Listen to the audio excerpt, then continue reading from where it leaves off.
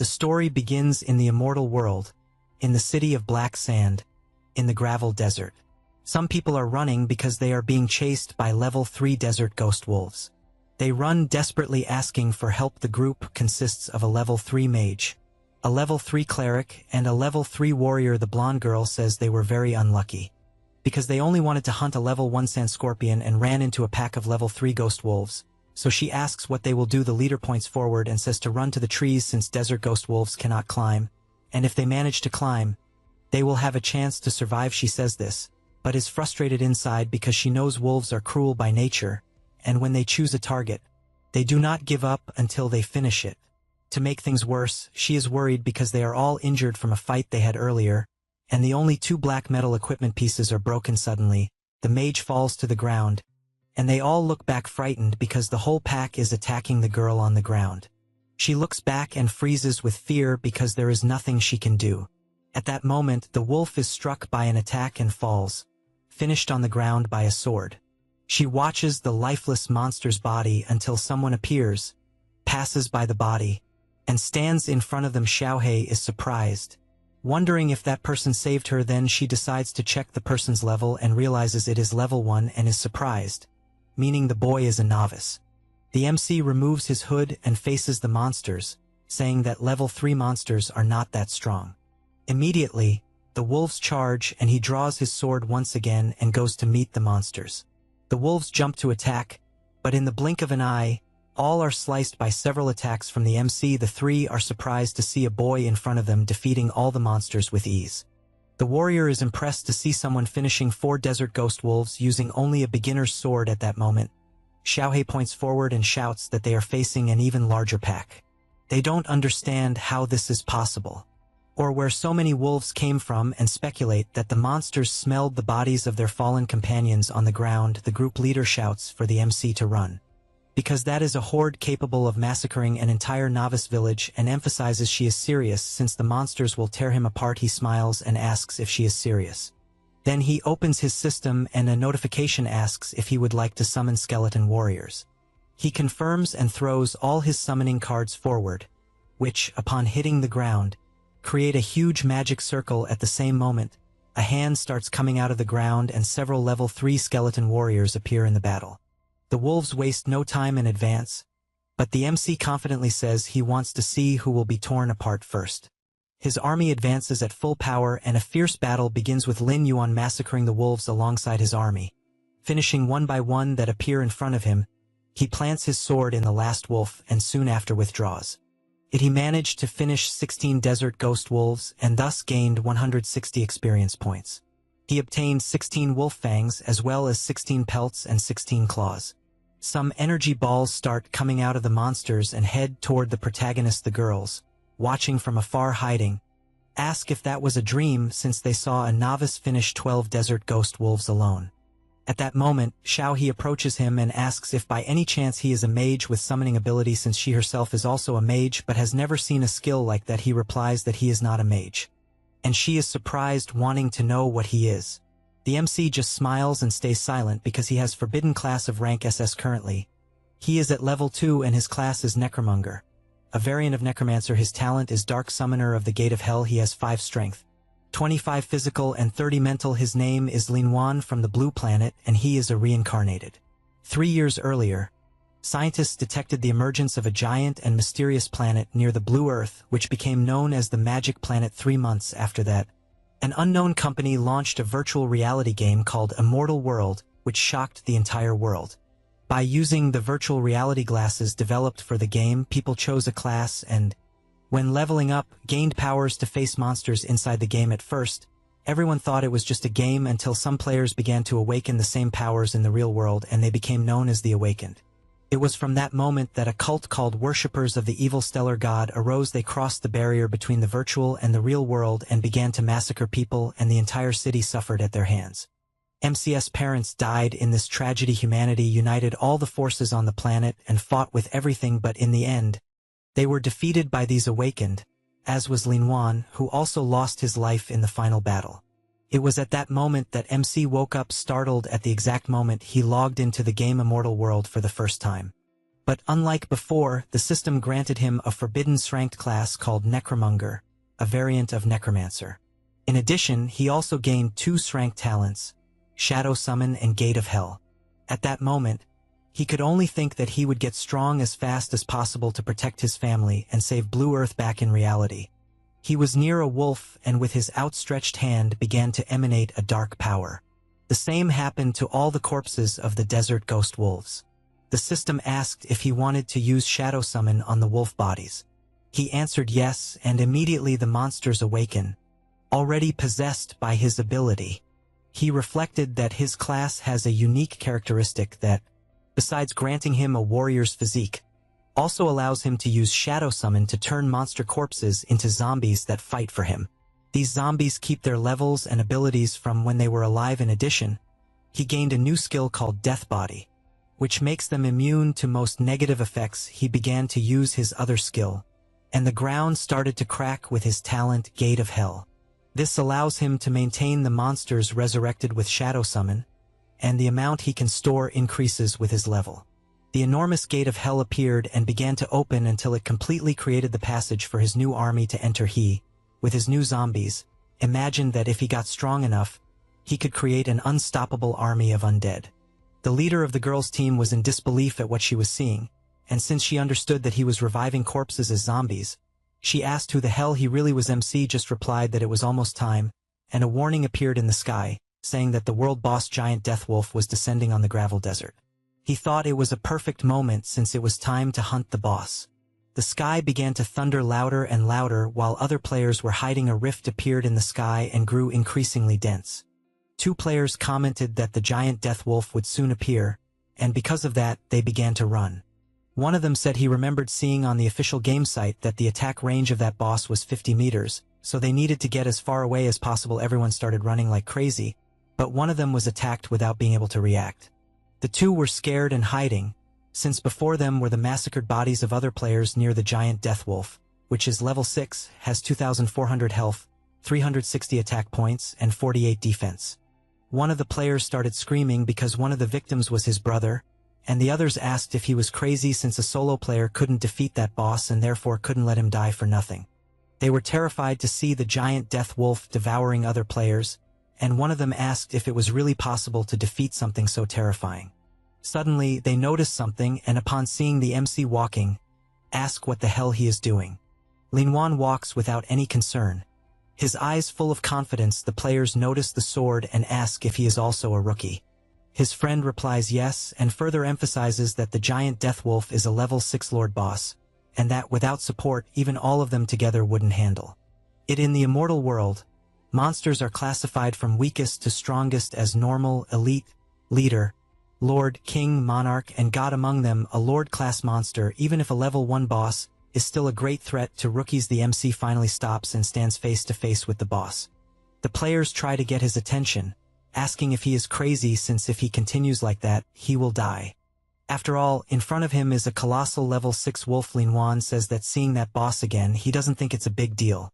The monster starts drooling blood and immediately uses its skill, Giant Wolf Howl, firing a powerful laser that the MC dodges by jumping back.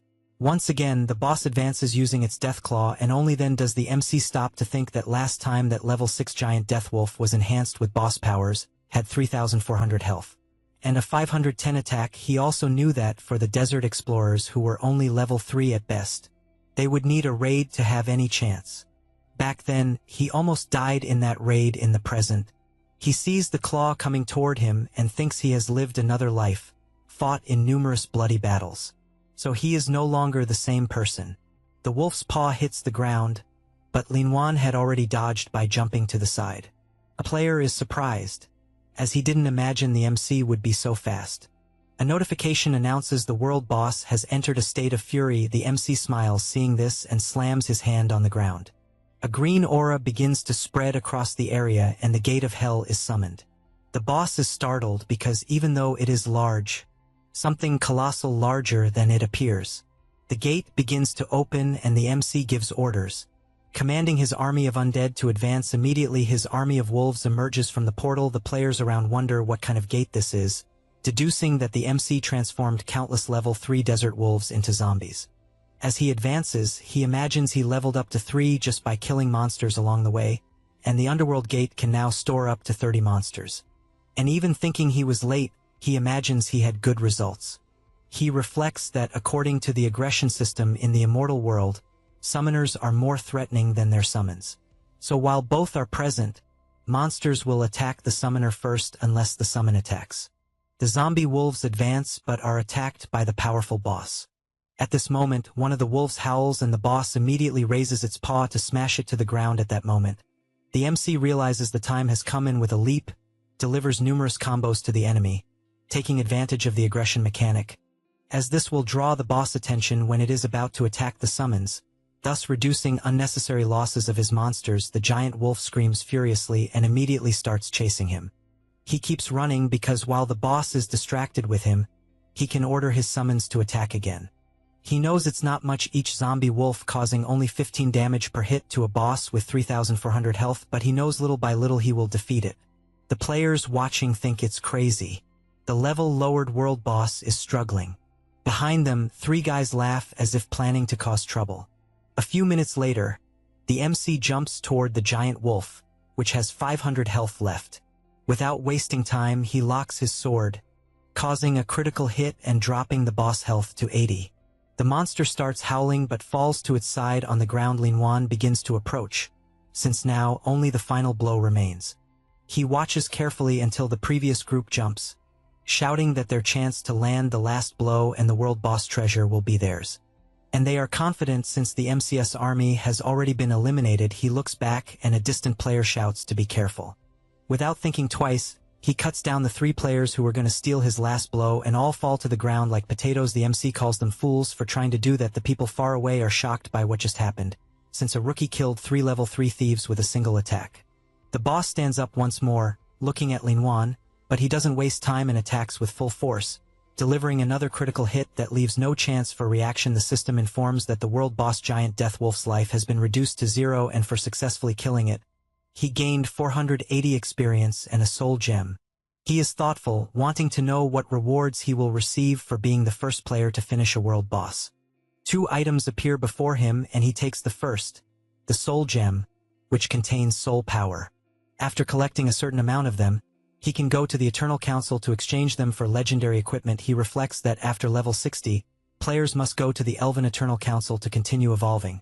Although he is still far from that, however, soul gems are also the simplest way to obtain legendary equipment. In the immortal world, equipment is ranked from lowest to highest as white, black iron, bronze, silver, gold, black gold, epic, legendary, and mythic. Rookies usually only have the lowest level equipment possible, and even black iron is rare. He also remembers that 2 hours before he used knowledge from his past life to attract 2 elite black sand lizards with skeleton warriors, then had the chance to loot the bronze chest they were guarding, and for that, he obtained the bronze level cloak. It was a black lizard tunic, increasing 30 defense, 10 mind, and 10 agility.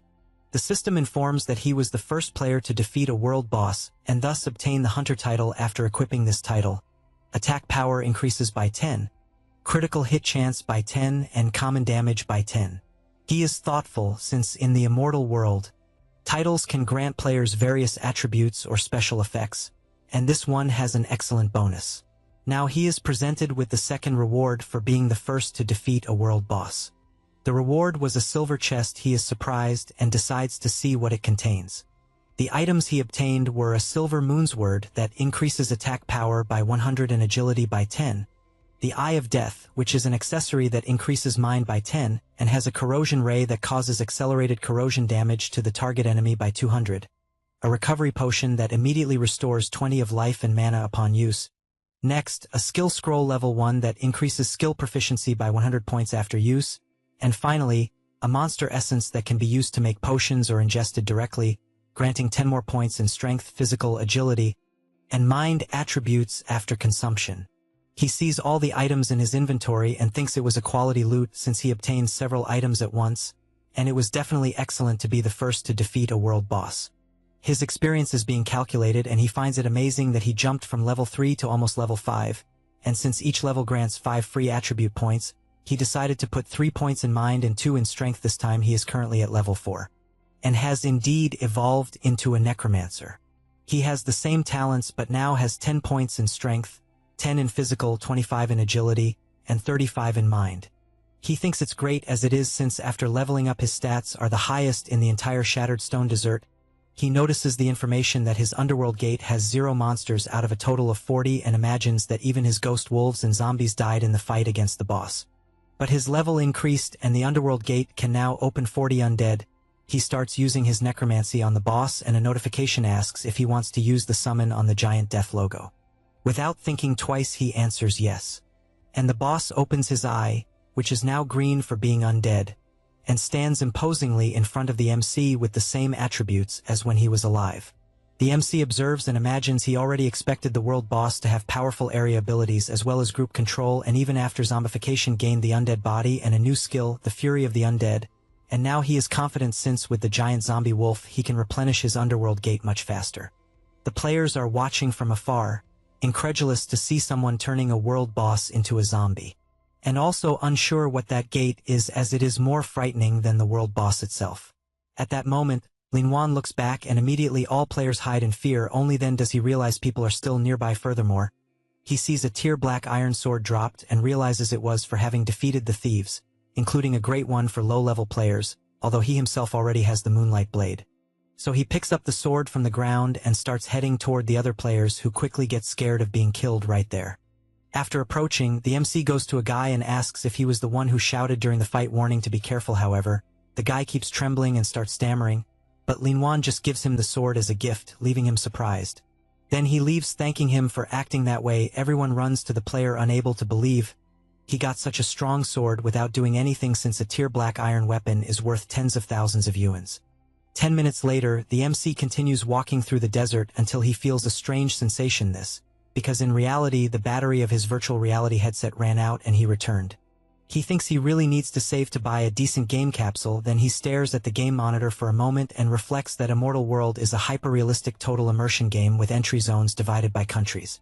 Each zone contains different nations in the game that players can choose, and he gives as an example his region Elpad, which has 4 kingdoms. The Western Desert Kingdom, the Southern Return Empire, the Northern Underworld Empire, and the Tide Archipelago. He is facing the system asking to select the game region. The options are the aforementioned regions, and he, having respawned, chose the same as last time. So he clicks on the Western Desert Kingdom. He did this because before dying he discovered a secret. The place was infested with monsters, and he was defeated on the ground, extremely wounded. At that moment, something approached him that made him widen his eyes, since from inside a portal, some kind of divinities were coming toward him. He observes a yellow jewel on one of the beings, and believes it is the emblem of a guild from the Western Desert, the first believer of the Starry Sky Evil God. He wonders if that is a human player.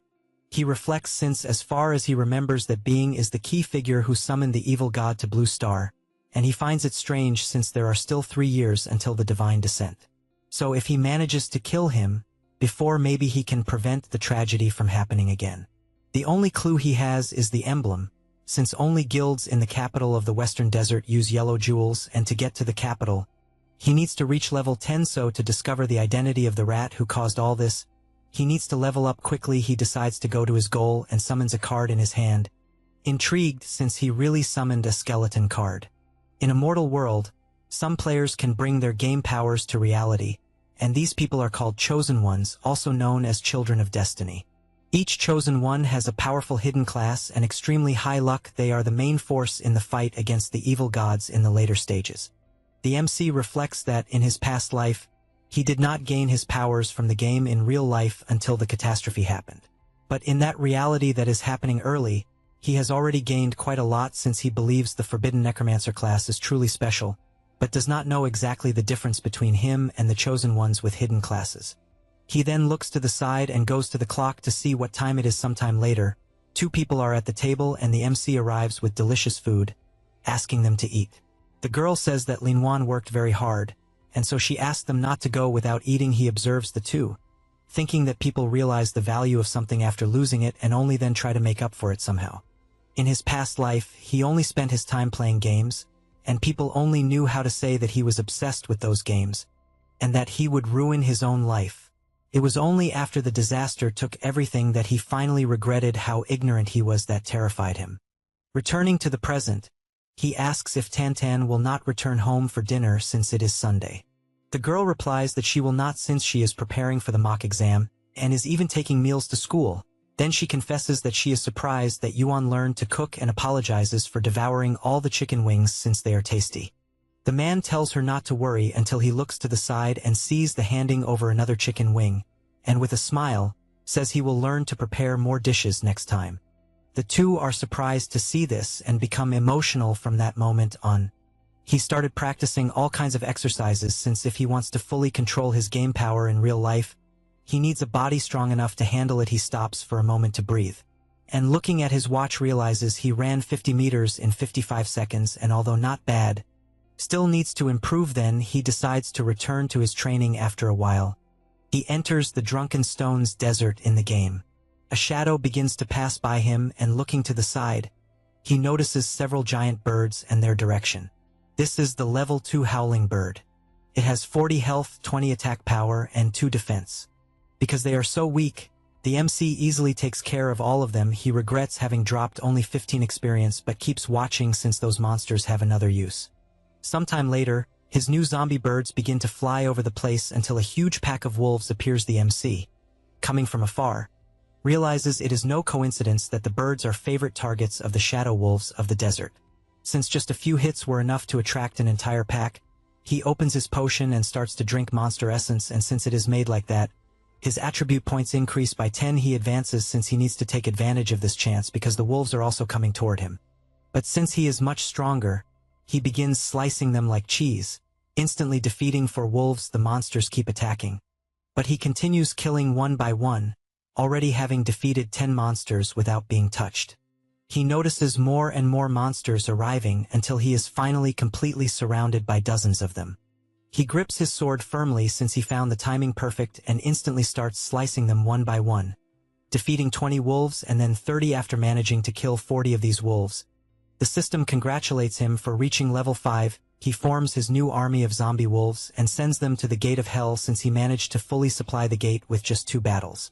He is now at level 5 with 50 monsters inside the gate, in addition to having 22 strength, 20 defense, 45 agility, and 48 mind. He thinks that with the essence bonus in all 4 main attributes, he might be able to face elite monsters of the same level alone. So looking at the horizon, he thinks it is finally time to find a certain person.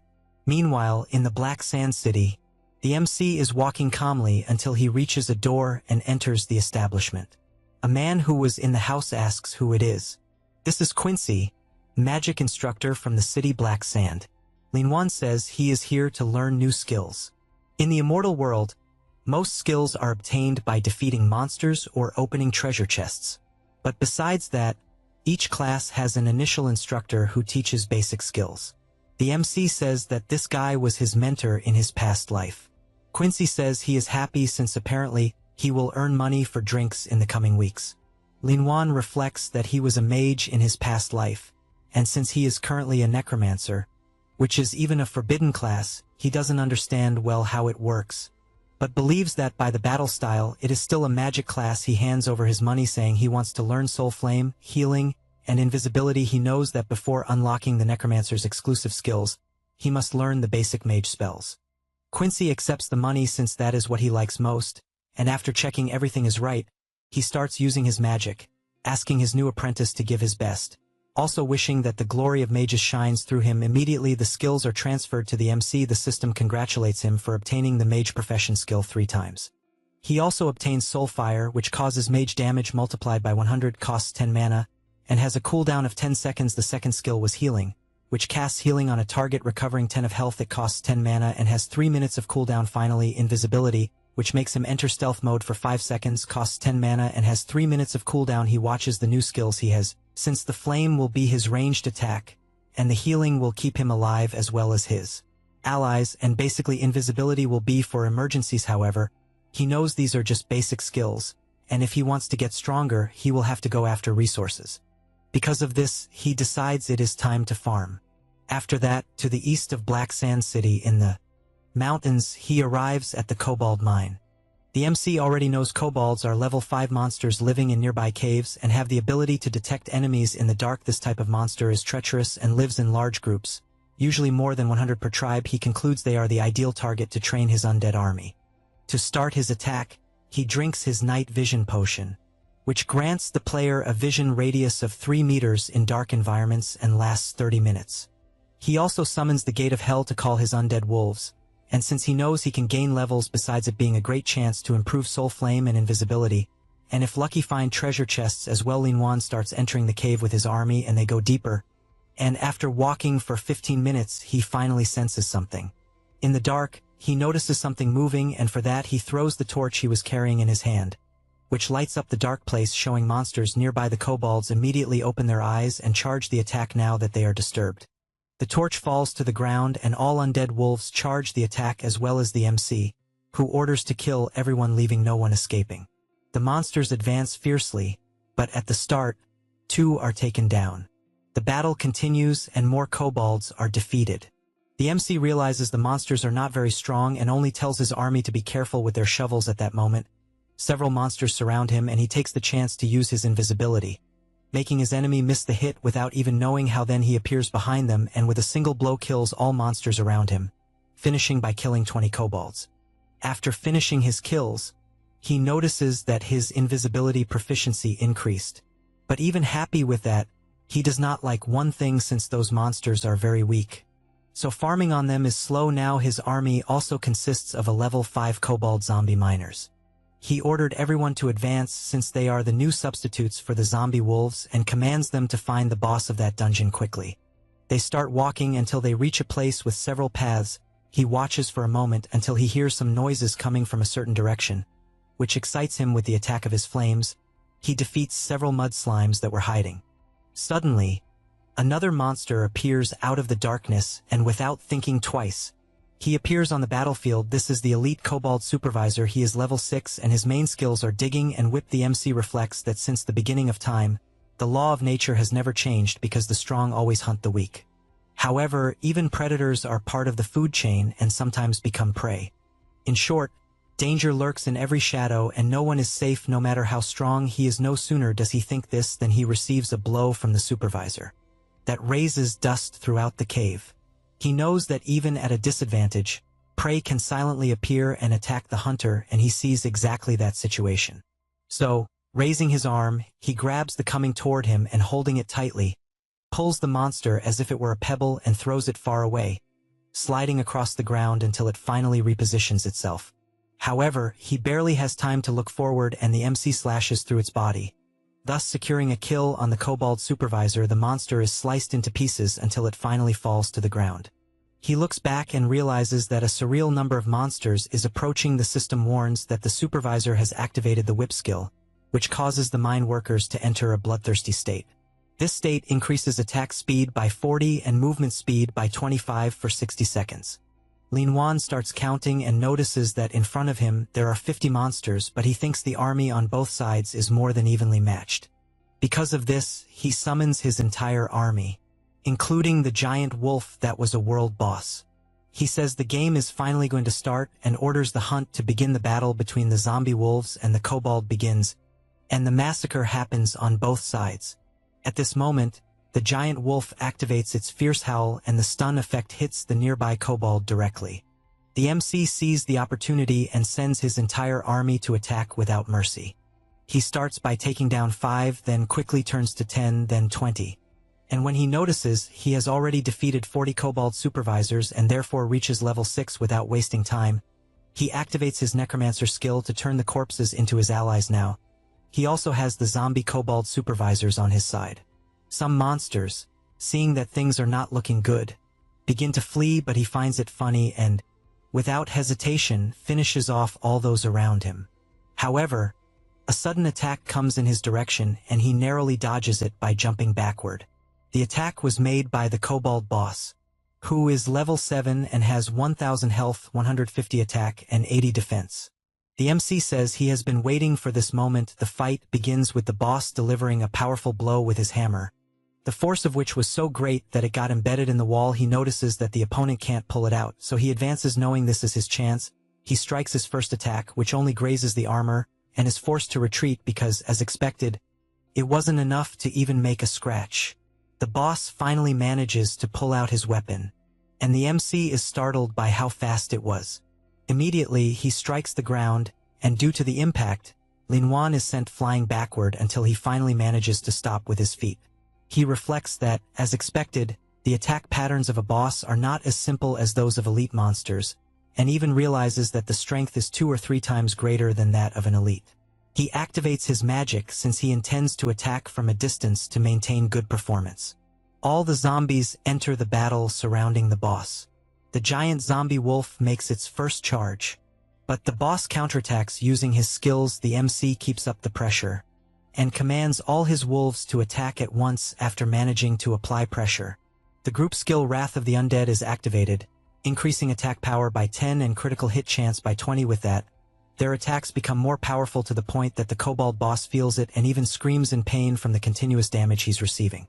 After taking some damage, the MC activates his fire spirit magic and launches several of them at once, completely blowing up the area where the boss was. Since he remembered that the boss resistance is very low, the monster, though injured, charges forward without thinking twice. But he activates his invisibility skill and appears behind the monster, stating that he will no longer hold back. Then he aims right at the neck, since it's unarmored flesh, and drives his sword in with all his strength, trying to push it deeper and deeper.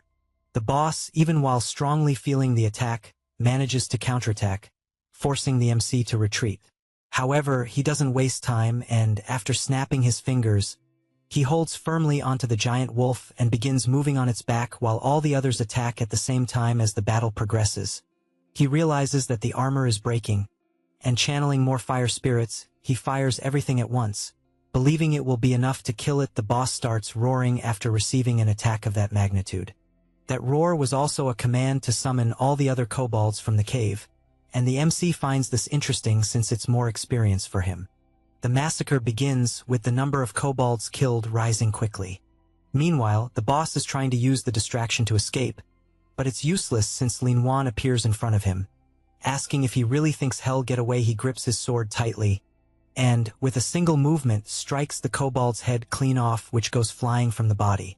After this kill, the system congratulates him for defeating the kobold boss, and awards him 50 experience points for it. He decides to check the system, and notices that he has leveled up to level 7.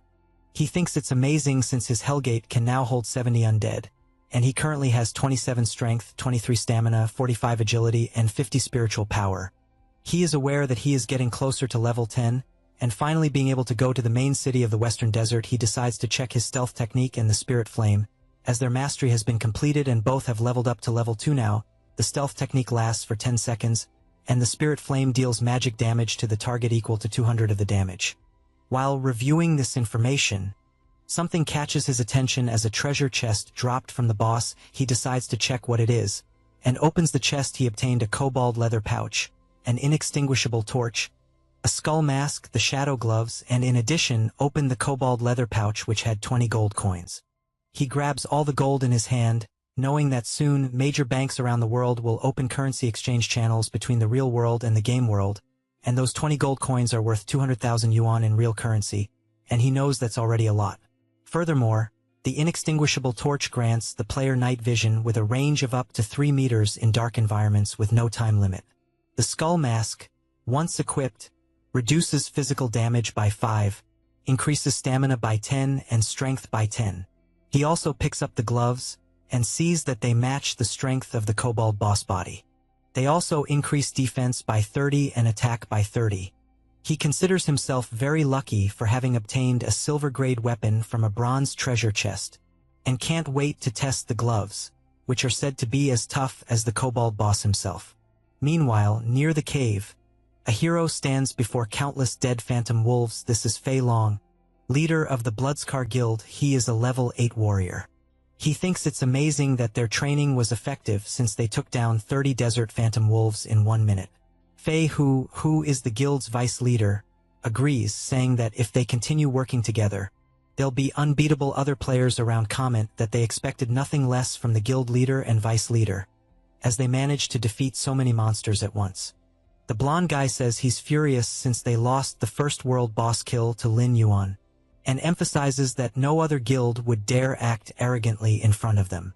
He remembers when the world system announced that the player, Lin Yuan, had defeated the giant wolf Fei, who says he doesn't know if it was luck or what it was, but he's eager to teach the MC a lesson. The leader makes it clear that they can't act rashly as it would end badly, and says he believes Lin Yuan's strength is considerable, and therefore thinks it's smarter to make that person an ally instead of an enemy. Then he starts walking again, saying that as far as he knows there's a kobold dungeon nearby and will confirm the location while everyone rests to recover energy. Fei, who remains silent since he's frustrated with everything that happened, and so he yells for Lin Yuan to wait for him, warning that one day he will rip out all his teeth and his head, showing that he is relentless. A blushing member of the guild asks the vice leader not to be angry since something very beautiful is in front of them. He doesn't understand what he's talking about and turns to see what it is. Coming face to face with a beautiful woman, everyone gets excited since they found someone alone. The MC finally leaves the cave, and after analyzing the information about his new kobold, he realizes that with the addition of a powerful boss-level zombie, the number of zombie beasts at the gate of the underworld was restored to 70, and it will be interesting to maintain this pace. Suddenly, a noise catches his attention, and he sees the gorgeous woman asking the bandits not to approach her since otherwise she won't be polite. Fei Hu and his guild get closer and closer. They can only imagine it's their lucky day since they didn't expect to find such a pretty girl. Fei Hu asks her not to be nervous since it's just to play with them because it's more interesting to enjoy than to suffer. His colleague agrees, reinforcing that if she serves the vice leader of the guild well, she will receive many rewards. She keeps asking them not to come any closer, and because of that, the blonde guy kicks her in the head. Then he grabs her hair and tells her to stop being naive since there's nothing she can do, and even provokes her to try to attack. He makes a creepy face and gets more and more excited as she resists, and because of that he starts tearing her clothes. At that very moment, he takes a punch to the face that throws him to the other side of the desert due to how powerful it was. Everyone in the guild is in shock since that was the vice leader, and the impact against the wall was so strong that a dense dust cloud rose with the impact while his body is shattered against the huge rock. The MC who had thrown the punch just thinks it wasn't bad at all, even though it was softer than he expected. A guild member runs off since he needs to find a way to notify the guild master. At the same time, the others ask who the boy is, also making it clear that he offended the Bloodscar guild and therefore will die. Lin Yuan looks straight ahead and realizes that it's the emblem of the Bloodscar guild, the number one in the novice village of Black Sand City during the early days in the immortal world. Most of its members are red-named players who commit all kinds of evil, and all of them represent danger to other players. These red-named people are those who, due to malicious acts such as attacks, thefts, and robberies, are dangerous players judged by the system as having sin points of 10 or more, and although the evil god has not invaded yet, dead players don't cause real-life death. However, they lose equipment and levels, which will cause major problems for players in the future. Knowing all this, he asks if those guys really are from Bloodscar internally. He imagines that those rats caused him many problems in his past life. The members look at each other, and one of them answers that it's exactly that since they are the famous guild from Black Sand, and reinforces once again that he offended the vice leader by attacking him. He grabs his own arm and warns that if he doesn't want to have a horrible death, he should break his own arms and then kneel, begging for forgiveness. The MC, without much patience, attacks with everything and cuts off the arms of the two players, who start to panic on the ground. He says he will keep the arms of the defeated since they should save their barking for the road to hell. The woman who was witnessing everything can't believe how strong the MC is. After a while, Fei Hu wakes up and immediately takes a potion that heals 20 of his life. He gets up extremely furious and warns that death will be too little for whoever attacked him. The man returns with the guild master where everyone was. Their arrival draws the MC's attention, who turns to see who it is. The brat points, saying that the one responsible for attacking the vice leader is right ahead. Fei Long prepares his axe, but while holding it, he notices something. He notices that the player's eyes were indifferent and cold, yet imposingly imposing. Furthermore, he notices that they are like swords forged under the moonlight, shining with a cold light that could cut anything, and the aura he was feeling was so overwhelming that it suffocated him just by being nearby. The guild member starts provoking the MC, calling him a fool and making it clear that he will die there. However, the guild leader knows the situation is not good, as the aura he's feeling plus the sword he saw makes him believe it was dropped from a boss-level monster, and because of that, he firmly believes the player in front of him is Lin Yuan. He gets internally irritated, as out of all the people they could have provoked, They went and did it with the strongest one possible. The MC asks if the one there is the guild leader. He just holds his axe, since there's nothing else he can do, and believes the battle is inevitable at that moment. Someone jumps toward the MC, and the girl screams desperately, warning that someone is behind him. Faye, who yells for him to die already. The leader also takes the opportunity, since they're attacking as a group, and warns that making Bloodscar Guild an enemy is the worst decision someone could make. With that, both attack at the same time until Fei Long stops in shock, as a giant monster appears behind the MC, and with a macabre smile it swings its hammer and hits the vice leader square in the stomach, sending him flying like a rocket. At the same time, Lin Yuan goes toward the leader, and says it's his turn to get beaten. Then, with a single move, he cuts the guy in half, who falls to the ground like sliced potatoes. He states that even though they're the #1 guild, they're not even qualified to make him fight seriously at that moment. The system alerts that he eliminated a human player, and because of that, his sin value increased by 2 points. He sees the alert and thinks that as long as he doesn't accumulate too many points within a week, they'll disappear automatically, so it's fine. The woman says the rest of the group fled and asks if they should follow them. He replies that they're just losers, so there's no need to worry. At that moment, the defeated players start to disappear, and their items are dropped. First, the explosive battle axe. Its effect is that upon hitting a target, it triggers a powerful explosion, dealing area damage to the target and nearby enemies, as well as increasing attack by 40 and strength by 30. Next, the cross-dragon Fangblade dropped. Its effect is that upon hitting a target, it releases flames. The flames cling to the target, causing continuous damage. It also increases agility by 30 and attack by 40. Lastly, the spiky attack dropped, which increases attack by 15 and agility by 20. He reflects that the stats of the dropped weapons are very good, and even though he can't use them, he always has the option of selling them for a good price. At that moment, the woman approaches, blushing, and thanks him for saving her and asks for his name. He pauses to think about it and replies that one day, she will see his name at the top of the global ranking. She is surprised since he's referring to the top 10 players in the world, and because of that, she runs after him, saying she doesn't care about rankings and all she wants is for him to carry her after that. The MC continues walking through the desert until a monster appears behind him and several level 6 Thunder Lament scorpions jump toward him. He positions himself and begins slicing each one that tries to get close, but with his colossal power, he takes care of them all very easily. He defeated a total of 60 Thunder Scorpions, and because of that, his level increased to 8. He realizes that reaching this level was quite easy, and although it was hard to collect the paralyzing herb, he believes the reward was at least unexpected. 2 days before, he had met someone. The monocle indicates that he was waiting for him. Because of that, a quest from the alchemist Emor was detected. The name of the quest is Emor's Will, and it is necessary to go to the Lamenting Desert to collect 10 paralysis herbs and deliver them to Emor. The time limit is 1 day, and this plant has thunder properties that grow in the desert.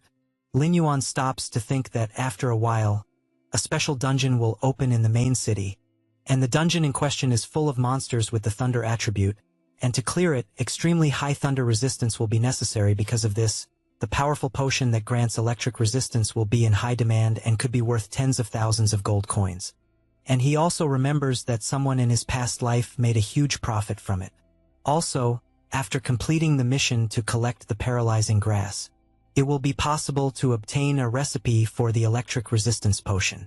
He looks at Emor since he is aware that it is his first day in the Black Sand, and after completing that mission, the NPC will enter permanent seclusion. In other words, that is the only way for a player to obtain the recipe and the only possible chance. And because of this, he accepts the mission.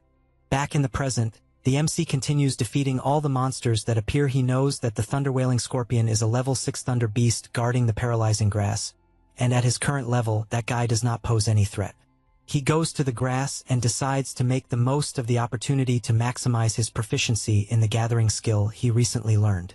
Gathering is at level 2, and because of this increases gathering speed with a 5 chance to collect rare quality herbs. It consumes 1 spirit point and has a 3-second cooldown. After some time gathering, he feels a strange tremor growing stronger.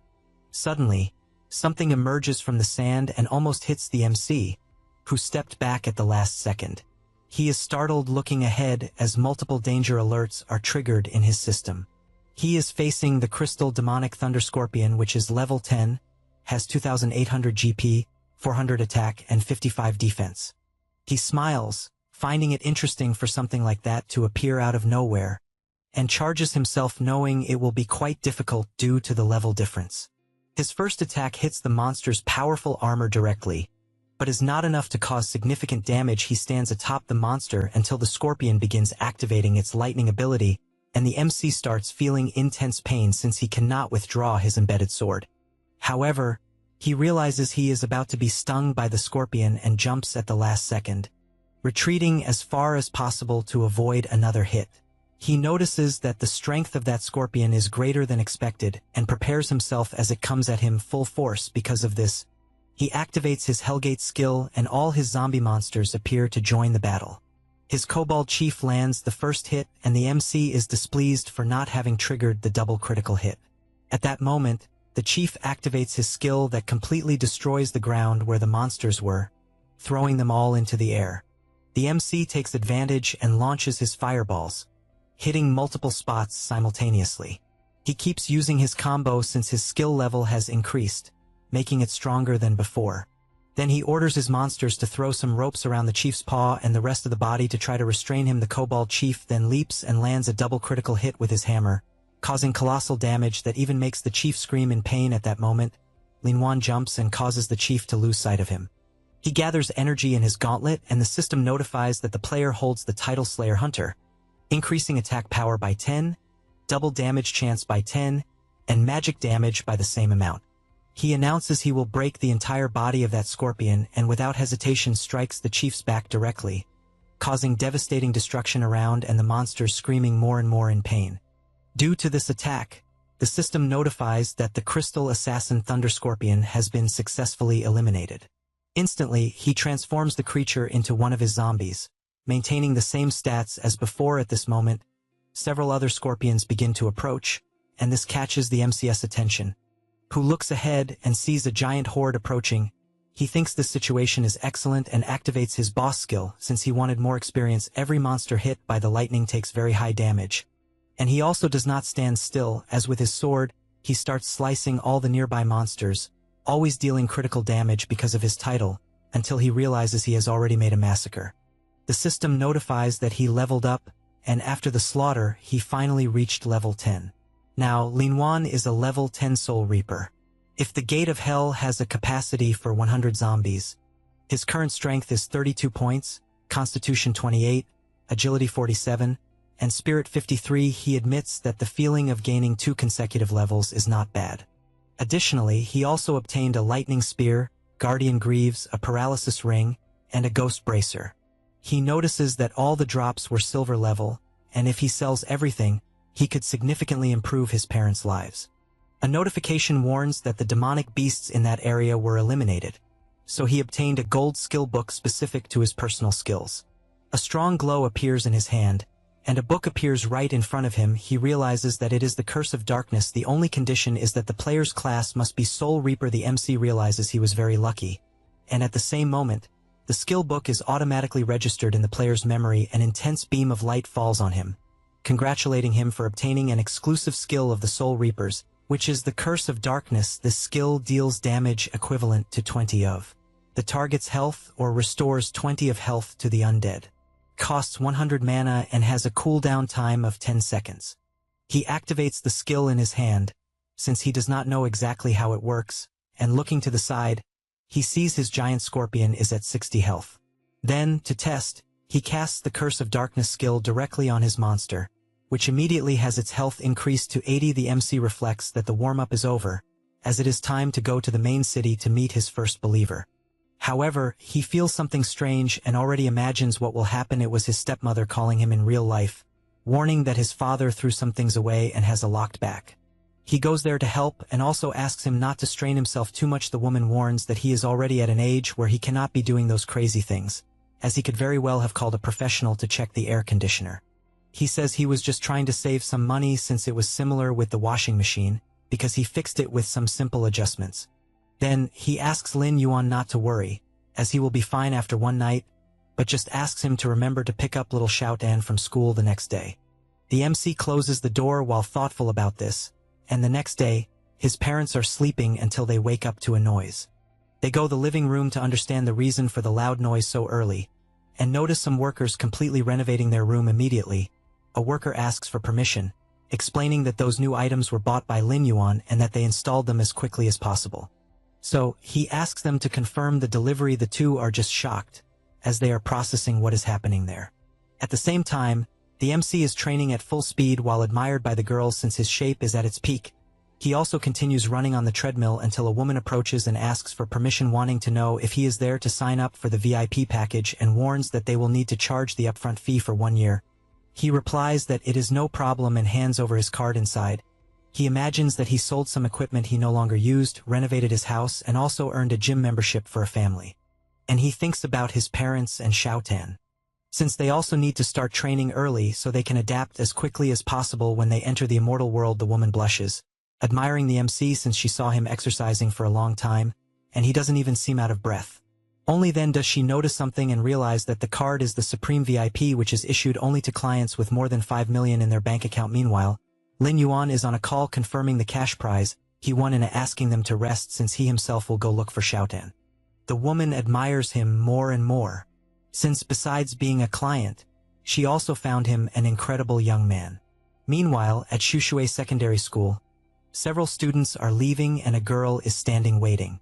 This is Linton, the MC's sister. At that moment, two girls appear gossiping. One of them says it is the older brother's birthday and that they bought a huge cake. The other is surprised and says it must be amazing to have an older brother and that she also wanted to have one. Lin becomes thoughtful upon hearing this, as she doesn't know if having an older brother is really something to envy, since her only memory is of her brother playing games 24 hours a day, and for that reason, she thinks she doesn't want an older brother. At that moment, a person approaches her and she realizes it is a group of men. One of them invites her to go out with them and stresses that he never received a no. She asks what they think they are doing. The girls approach and ask who the boys are. One of them touches Linton and says she has soft skin and wants to see if he can draw some water from her. However, she slaps him, asking him not to touch her. Then, she starts to leave, making it clear that if he bothers her again, she will call the police. He becomes furious and slaps her on the back, though he's throwing her to the ground. The other girls are frightened to the class representative in that state. Then, he advances once more, shouting that he is doing her a favor by touching her, and so she should not act like she is powerful. All she does is try to defend herself until someone appears and grabs the guy's arm. Linton opens her eyes and sees that it is Lin Yuan who has arrived. The MC asks who the guy thinks he is to intimidate his sister like that. She is surprised to see her brother in front of her. The guy, irritated, prepares to attack, as do all his gang members who keep shouting they will knock all his teeth out. However, the MC has little patience and starts beating all of them. And whenever he hits one, he goes to the next and beats him as well, to the point of stepping on the face of one that practically buries him in the ground. After beating them all, he calls his sister so they can leave. As they walk, she asks why he is there that day. She says this thinking her brother should be playing all day, and so she doesn't understand why he came to pick her up from school. He replies that their father hurt his back and so their mother had to stay at home. She is startled by this information and asks if it was serious. He asks her not to worry since it was nothing serious. Then they walk in silence again and she tries to remember the last time they talked about anything, and so she finds the silence awkward, besides observing how tall and strong her brother is. At that moment, Linton's classmates call the class representative and say they found the MC incredibly kind for picking her up from school. Another says she didn't know she had such a handsome brother and asks why she never mentioned it. Lin thinks about him being handsome and looking at the MC. She doesn't really understand what they are saying, even though they think he is more handsome than any guy in that school. The MC approaches, greeting his sister's friends, and they are all amazed except Linton, who tries to remember if he was always that tall since she never noticed, and also doesn't know when he started working out since from what she sees he is quite strong. She only remembers him on the cell phone or video game and, puzzled by this, tries to understand why he changed so much in such a short time. After that, all the girls say goodbye to Linton and she looks to the side and sees her brother crouched down asking her to climb on him. She feels embarrassed and says she doesn't need to since she can walk alone inside. She doesn't understand what she's doing since she wouldn't let him carry her in front of all those people. However, the MC pulls her and puts her on his back. Then, he says that all their classmates have already left and since she can't walk, she shouldn't exert herself and asks if she didn't sprain her ankle when she was pushed earlier. She is surprised since she doesn't know how he noticed. After a while, they return to their house and their parents find it strange to see him carrying his little sister, but anyway, they just say they're glad he came back. After that, the MC goes to wash the dishes and his mother tells Linton to watch closely how Lin Yuan is behaving since he seems like a completely different person. Lin Mu agrees since he's cooking and washing the dishes, even buying new plates and appliances for the house. The little girl just stays silent until her mother approaches and says that the relationship between the two seems to have improved just like when they were children.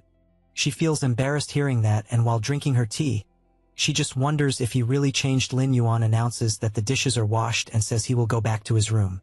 He barely says that and closes the door. Linton soon feels disappointed since she knew she couldn't expect much because her brother is still the same addicted otaku as before. However, he appears in front of her with medicine and asks her to apply it after her bath since it's very good for healing. Then, he returns to his room and says he's going to play and not to enter unless it's important. She holds the medicine bottle and says she already knows she can't go in there but smiles at that attitude. Her mother reinforces once again that their relationship improved and asks what happened at school.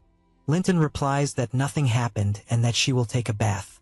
Meanwhile, the MC is listening to everything inside his room and, lying back in his chair, imagines that the family issues have been resolved for now. Then, he looks at his virtual reality headset and puts it on since it's time to return to the game immediately. He goes to the main city and says it's time to hunt some rats. Now, he entered the Wind Sands area. At the city entrance, a man is being stepped on. This person swears by the heavens that it was a misunderstanding. However, the guard keeps stepping and tells him to shut up. At that moment, the MC appears and the guard looks back but finds it strange because he doesn't see anything even though he feels someone is there. Lin Yuan is hiding because he knows the street guards are very sensitive to criminals, and because he has sin points, he will have to carefully calculate how long he stays hidden since it will be about 3 days. He reflects that it's a good time to look for an old friend of his who is lost out in the world. Meanwhile, at the church, the priest gives his blessing saying that from this day forward, the soul will be pure like freshly fallen snow. At that moment, Lin Yuan enters saying he is from the charity infirmary. Lawrence looks confused and he says he heard that a seriously ill patient was admitted there and therefore would like to treat him. They go to a room and Wayne is lying on the bed. The MC knows that he is an old, stronger member of the Knights Order from the Old Kingdom. Then he remembers that in his past life when he had just reached level 15, he obtained a gold level weapon through him. That is why he is there personally saying he will treat all the wounds inside the body. Wayne looks at the MC and realizes he is a level 10 player. He stands up asking how a level 10 mage wants to do anything since the street guards are a higher level than him. However, he returns to bed because he is coughing up a lot of blood. The MC sees this and warns that the poison has already begun to corrode the internal organs, which will only get worse if he doesn't accept the treatment, and makes it clear he will not live more than a month. Wayne warns that to heal him, he would need a kilo of fish oil with rotten gills. And if he is not afraid to die, he should try his luck in the Gobi mud. A notification arrives saying that Doug Wayne's quest mission has been triggered. It is necessary to obtain 1,000 grams of rotten gill fish fat to treat the poisons. He responds that he obviously accepts. At this moment, at the mission site, level 15 rotten gill fish are attacking other players. A swordsman asks everyone to advance and warns not to let the fish bite since they have sharp teeth. But the monster throws a mud ball that hits some players directly with unmatched power. After falling into the mud, the fish begin to surround him and activate their skills, going to devour all the players. The blonde boy starts to panic since that huge creature is in front of him and he cannot believe they will really be finished. At that moment, the MC appears, grabs his clothes and throws him back, telling him to stay out of the way. Then he charges his energy and launches it toward the fish, causing a devastating explosion on that bizarre face. Then, he returns to the ground still holding the swordsman, who looks confused about what is happening since he did not understand anything. The swordsman wonders if they are really safe until he looks to the side and sees the MC charging forward with everything without even saying a word. He charges his flame powers and starts shooting the entire swamp since it is full of rotten gill fish, which are exactly what he needs for his mission. The monsters do not back down and jump out of the mud trying to counterattack Lin Yuan.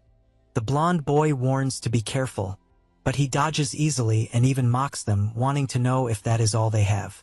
Then he repositions, summons one of his axes, and says that a gang is still a gang. No sooner does he say that Then he starts slicing all the fish he finds in front of him, making them into tuna. The players watching from afar cannot believe how someone can be so strong since there are 8 of them and they were almost wiped out while a single person is fighting alone. Anyway, he remains scared since he knows the deadliest thing about those monsters are their area skills. And that is exactly what they are doing as they channel their area skills. The MC just watches a dense smoke rising from the monsters and finds it interesting. Since he knows the fish are casting a group skill called Echo of the Cursed Prey, which causes all enemies within range to receive a shock of toxic mist. That causes negative effects of confusion and auditory hallucinations. He finds that trick interesting but says he will not fall for something like that, so he activates his Gate of Hell, summons his giant zombie wolf, and commands to use the skill Howl of the Hungry Wolf. The zombie boss immediately starts howling and all targets hit enter a state of dizziness. The MC decides it is time to take action and equips his Awakening Mask. It is a one-time defensive mask against toxic mist.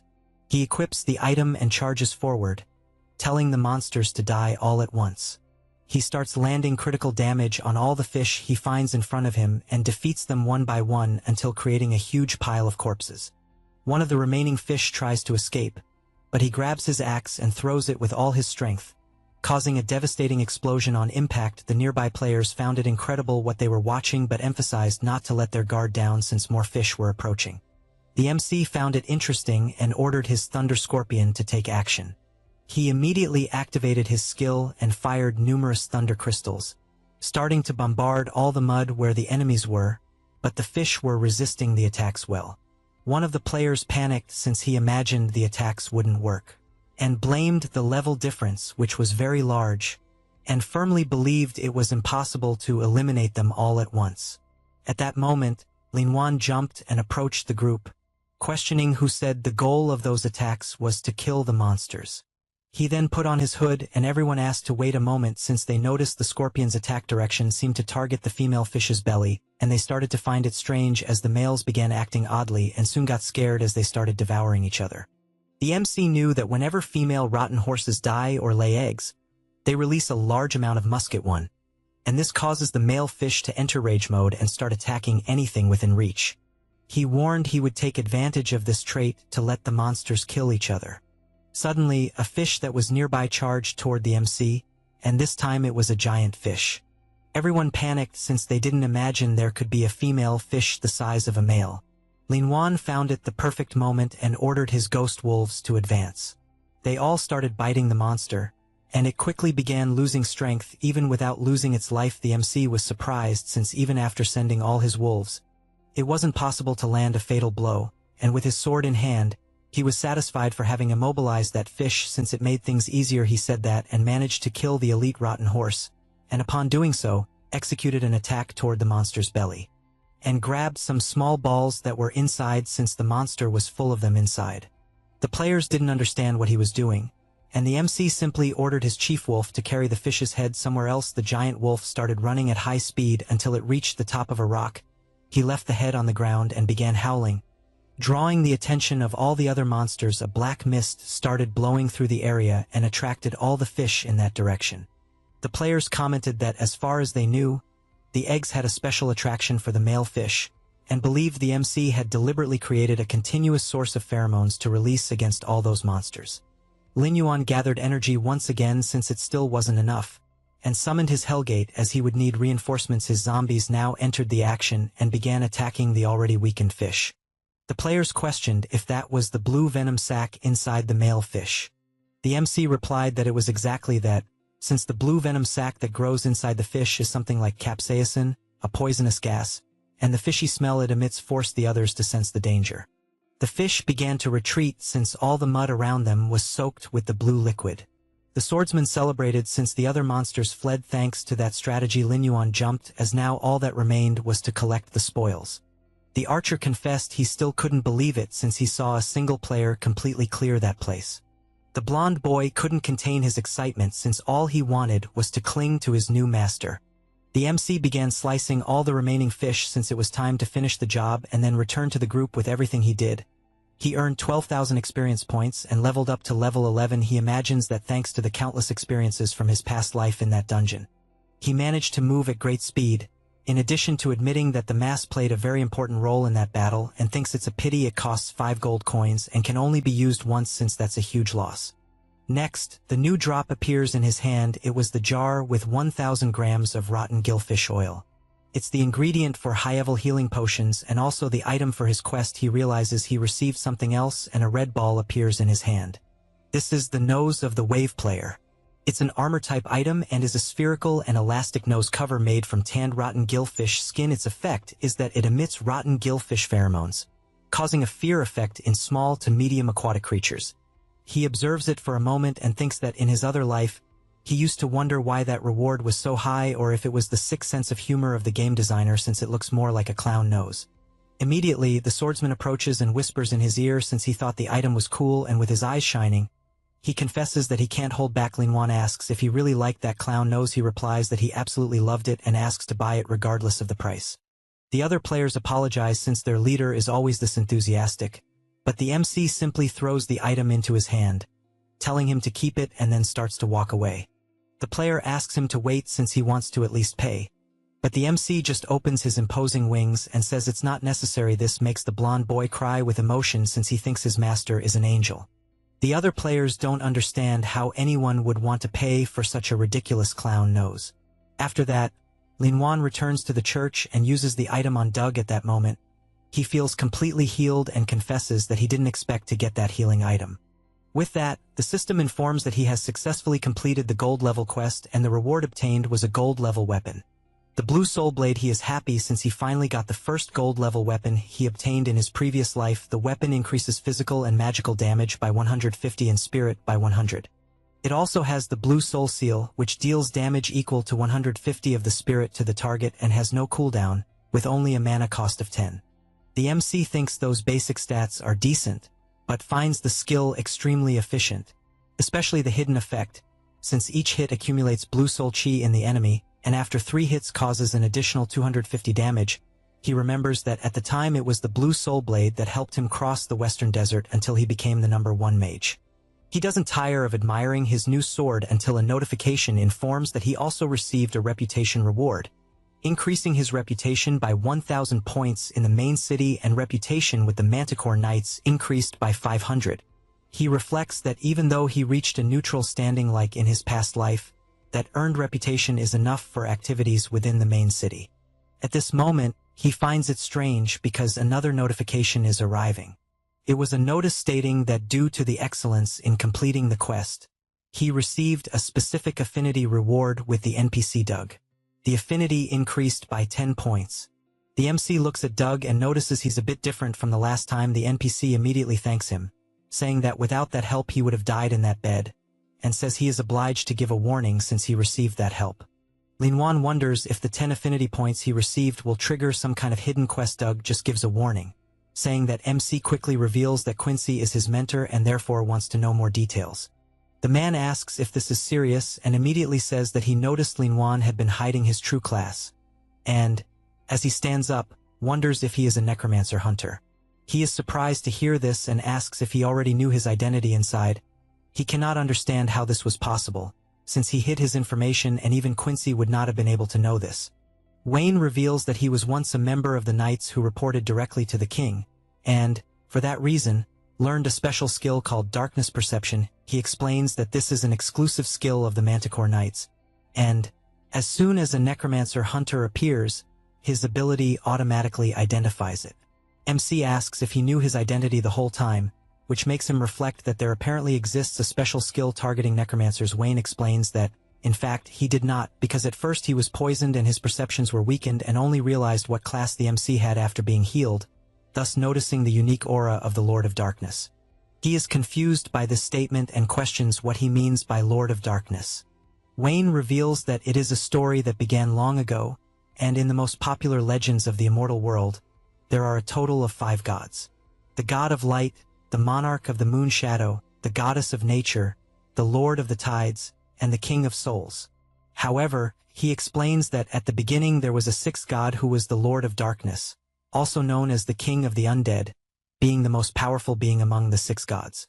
Because of this power, the Lord of Darkness did whatever he wished. He granted extremely powerful dark abilities to his followers, allowing them to change their class to Necromancer. Then, under the bloody rule of the Lord of Darkness, the Necromancers spread chaos and, besides the slaughter, also transformed the souls of the dead into zombies, causing significant disaster. Thus, the main kingdoms resisted the Lord of Darkness, and the temples originally built to worship him were destroyed, and all records about him were burned to ashes. Furthermore, the Necromancers lived in hiding because if they were discovered, they would be killed immediately, and this class was listed as a forbidden class, passed down by everyone. He continues telling his story, saying that at the time he was poisoned by a necromancer in battle, which is why he is constantly tormented by the illness.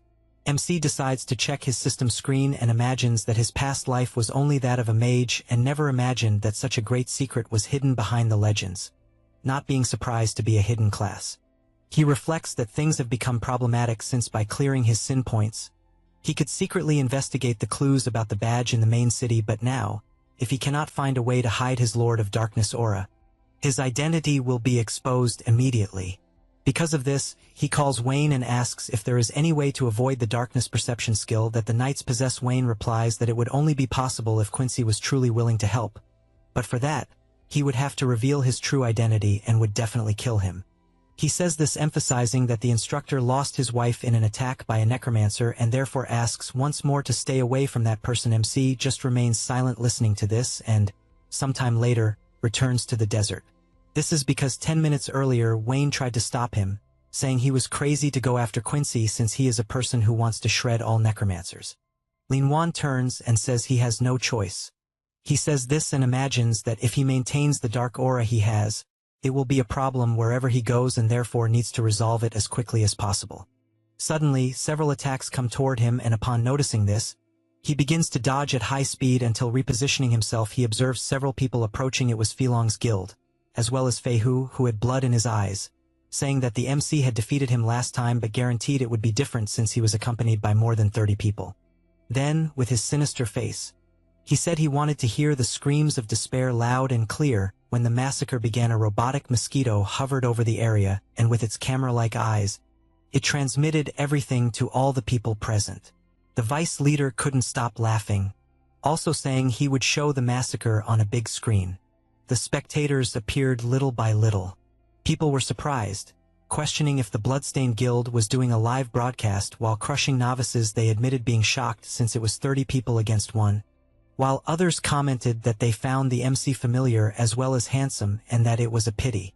Lin Yuan immediately said that guild wouldn't even be good for a warm-up. Instantly, the leader shouted to attack and everyone advanced at high speed. The mage prepared his magic while the archer readied his arrows and the warriors formed the front line. At that moment, the system announced that the malicious attack determination had been established and the contract time was 15 minutes. If he killed all the attackers within the time limit, the sin value would not increase.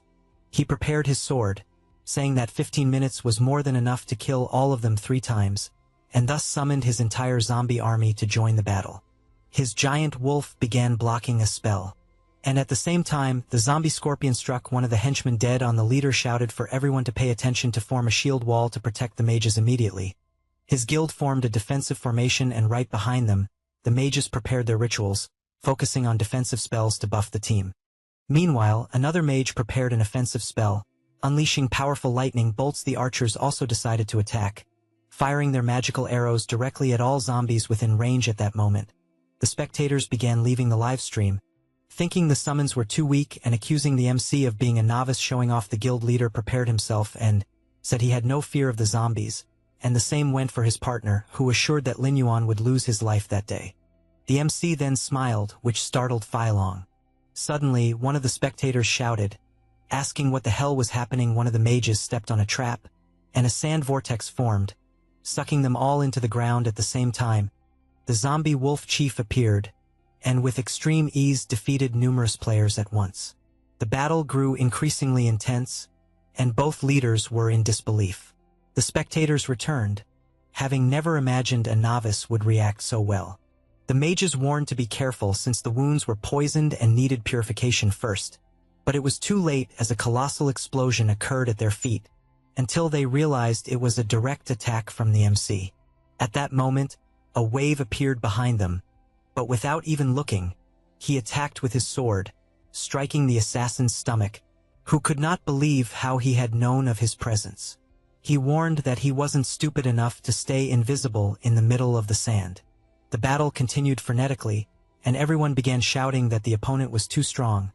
Begging to run and save their lives, Fihu prepared himself and, furious, called everyone trash. Then, at that very moment, he charged to attack with full force. The MC carefully observed his movement, and, without hesitation, activated his technique, summoning numerous skulls with the blue soul seal. The blonde guy was completely shocked seeing this ability, until he received a precise strike from the MC, leaving both standing back to back. In the next second, a colossal explosion struck Fihu due to the ability Lin Wan had used. He remarked that he found it too easy, which made the spectators even more excited. The guild begins to be obliterated by zombies, and all the captain can do is stare in fear, questioning if he is hallucinating. Since the MC is in front of him far more powerful than before, and looking into his eyes, it feels as if he is facing a demon from hell. At that moment, Lin Wan looks back and makes Fei Long tremble in fear, begging for his life. The MC finishes off an opponent and starts walking toward him until instantly, he strikes him in the head with his sword, giving absolutely no time to react. Then he looks to the side, and seeing the robotic mosquito, aims his skill and completely blows up the camera.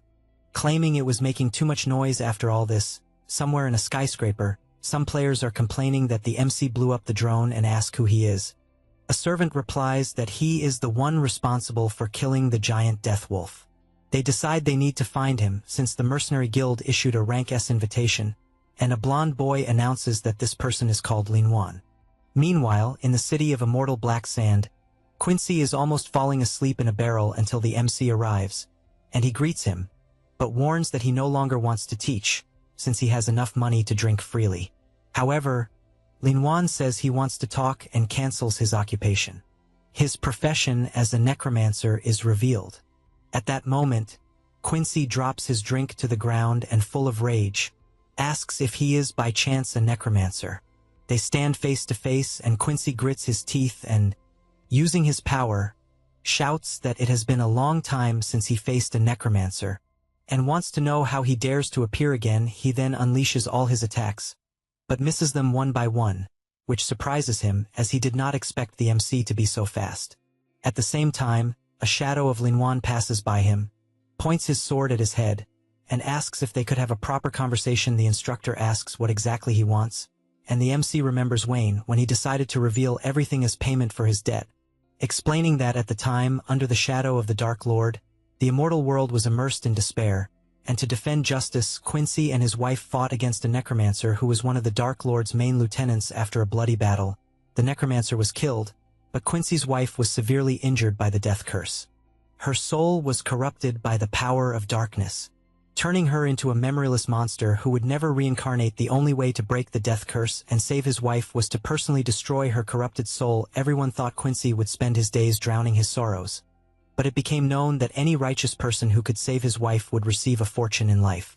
He planned to use the spoils as bait, both to save his wife and break the curse, and to make the remaining necromancers pay with their lives. But of the 158 people who accepted the mission, none returned alive. After remembering all this, the MC asks to hear about his mission. He says it is fine since there is no other choice, and asks to meet his wife. At that moment, the system asks if he would like to accept Quincy's mission. Mission name: Dead Wife's Soul. Objective: free Quincy's wife and lay her soul to rest. The mission time limit is 10 days and the rank is silver. He accepts without hesitation and quickly departs while the old man wishes him good luck, believing the journey will succeed. But with his strange face warns that the body will not return intact. Later that night, he finally reaches the location and immediately uses his night vision potion. He begins walking through the dungeon with his zombies and quickly realizes that this is the sanctuary of the dead, where all NPCs who die in the city are buried. Suddenly, a zombie appears in front of him, but is instantly killed by the King Scorpion. The MC analyzes the monster and concludes that they are undead like zombies, and that there are probably ghosts as well. He knows that the levels of those monsters increase with each floor, and the first floor has zombies from level 1 to 3, and then, on the next floor, they range from level 4 to 6 until finally reaching the third floor, where there are ghosts ranging from level 7 to 9, ending with the monsters on the 4th floor, which are ghouls of level 10. After walking for a while, a portal opens and he gets excited, as he wants to cross 4 floors at once. He goes further in until he stops, having heard some sounds ahead. Along with numerous red eyes staring at him, the monster uses the wall climbing skill, in addition to using the suspended slash. He is facing dozens of elite ghouls, which are level 10 monsters with 2000 health for 100 attack points and 40 defense points. He wastes no time and orders his army to attack, starting with the King Scorpion, who attacks all the ghouls in front of him, then moves and attacks more monsters around. The MC does not fall behind and advances at the same time, cutting down all the monsters he encounters ahead. With that, the massacre is successfully completed until he notices a ghoul still alive on the ground and ends it with a single stomp. The system congratulates him for reaching level 12 after the massacre he carried out. He admits that it ended faster than he expected and finds it a pity, as his ability to control zombies does not work on undead-type monsters. Suddenly, something appears behind him, and he only notices it the next second the skill attacks him with full force, and he barely blocks it using his sword, even though he finds the situation dire, until he is thrown far away, crossing the entire hall. At that moment, he looks to the side and notices something chained and that the area has changed. The woman inside the coffin smiles, saying she has been waiting for this moment, and then completely explodes the coffin she was in. This is the resentful ghost of level 18. She has 6,000 health, 800 attack points, and 200 defense points. Lin Wan wonders if by chance he is on the 5th floor, and the ghost wastes no time and advances, forcing the MC to defend with all his strength. However, she activates her Death Bloom skill, and numerous thorny vines begin to attack, forcing him to move at full speed. While doing this, he notices that the attacks are poisonous, and, holding his sword firmly, cuts all the vines in a single instant, also shouting that attacks of this level are useless against him. After obliterating all the vines, he shows that his sword is no ordinary weapon, intimidating the boss to the point of screaming. Then she activates her Succubus Roar skill. The MC notices the strong wind it generates, and considers whether the ghost is summoning something. He then looks to the side and sees a skull rising and immediately deduces what it is. Believing them to be the desert NPCs buried in that location, he is aware that besides the original inhabitants of the city, the game must also include the failed challengers of the Quincy journey. He thinks this is a nuisance, as extremely powerful skeletons keep emerging in front of him. The MC concludes that there are definitely more than one behind each door, and does not believe the boss can resurrect from a pile of bones. Because of this, he summons his entire zombie army and orders them to block the doors of each skeleton. The wolves obey instantly, as do the scorpions. Only then does Lin Wan order the bloodthirst state to be applied, and the wolf chief with his weapon whips the troops to activate this skill, putting them in a state of fury. Confident, he orders the kobold chief and the thunder scorpion to attack, and his 2 leaders advance with full force, starting with the scorpion, who activates his pincer skill, rending the ground, while the kobold activates heavy strike.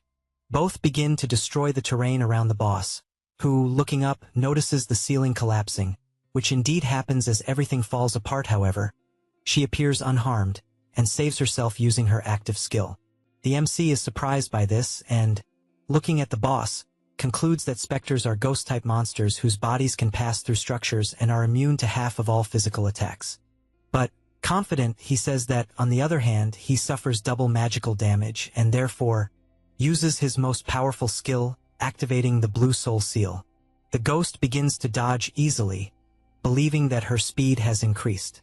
At the same time, the revived skeletons try at all costs to break the passage, and this worries the MC, since the tombs can collapse at any moment, and he needs to finish as quickly as possible. He takes an item from his inventory, and since he needs to restrict the boss movements, equips the paralysis ring. It is a type of jewel that increases 100 life, 10 magic, 15 agility, and 15 mental, and once equipped, the attack has a 5 chance to paralyze the target for 3 seconds. He advances at full power, and with his fist clenched, activates his additional skill, Paralysis Toxin. He launches his attack, hitting the target directly with the Paralysis Toxin. He continues the assault, as it is not over yet, and even though she tries to defend herself, she is thrown violently against the wall. The MC approaches and realizes he caused a lot of damage to his target, and therefore got very lucky. He summons his giant wolf, certain that the ghost has slowed down, and orders the zombie to use its skill, which stuns the target. He points his sword, aware that the stun duration lasts only 5 seconds, and unleashes dozens of simultaneous attacks, hitting blow after blow. Even though the damage per hit is less than 100, the boss becomes furious and screams, leaving the MC concerned, as she suddenly activates the corpse explosion skill. All monsters in the area begin to explode one by one, causing devastating destruction. After the dust settles, she realizes that the MC used his zombies as human shields. He continues to feel the ghost's intense attacks, and notices that only 3 of his strongest zombies remain. He approaches her, and declares that the end has finally come. At that moment, he charges with his skill, and attacks her body with full force, and she, powerless, can do nothing but scream. The system alerts that the boss is entering near-death state with 30 life until finally being obliterated, and as a reward, he receives 800 experience. After this battle, he asks if it really ended, until he looks back and sees a hologram of a woman thanking him for being a brave warrior.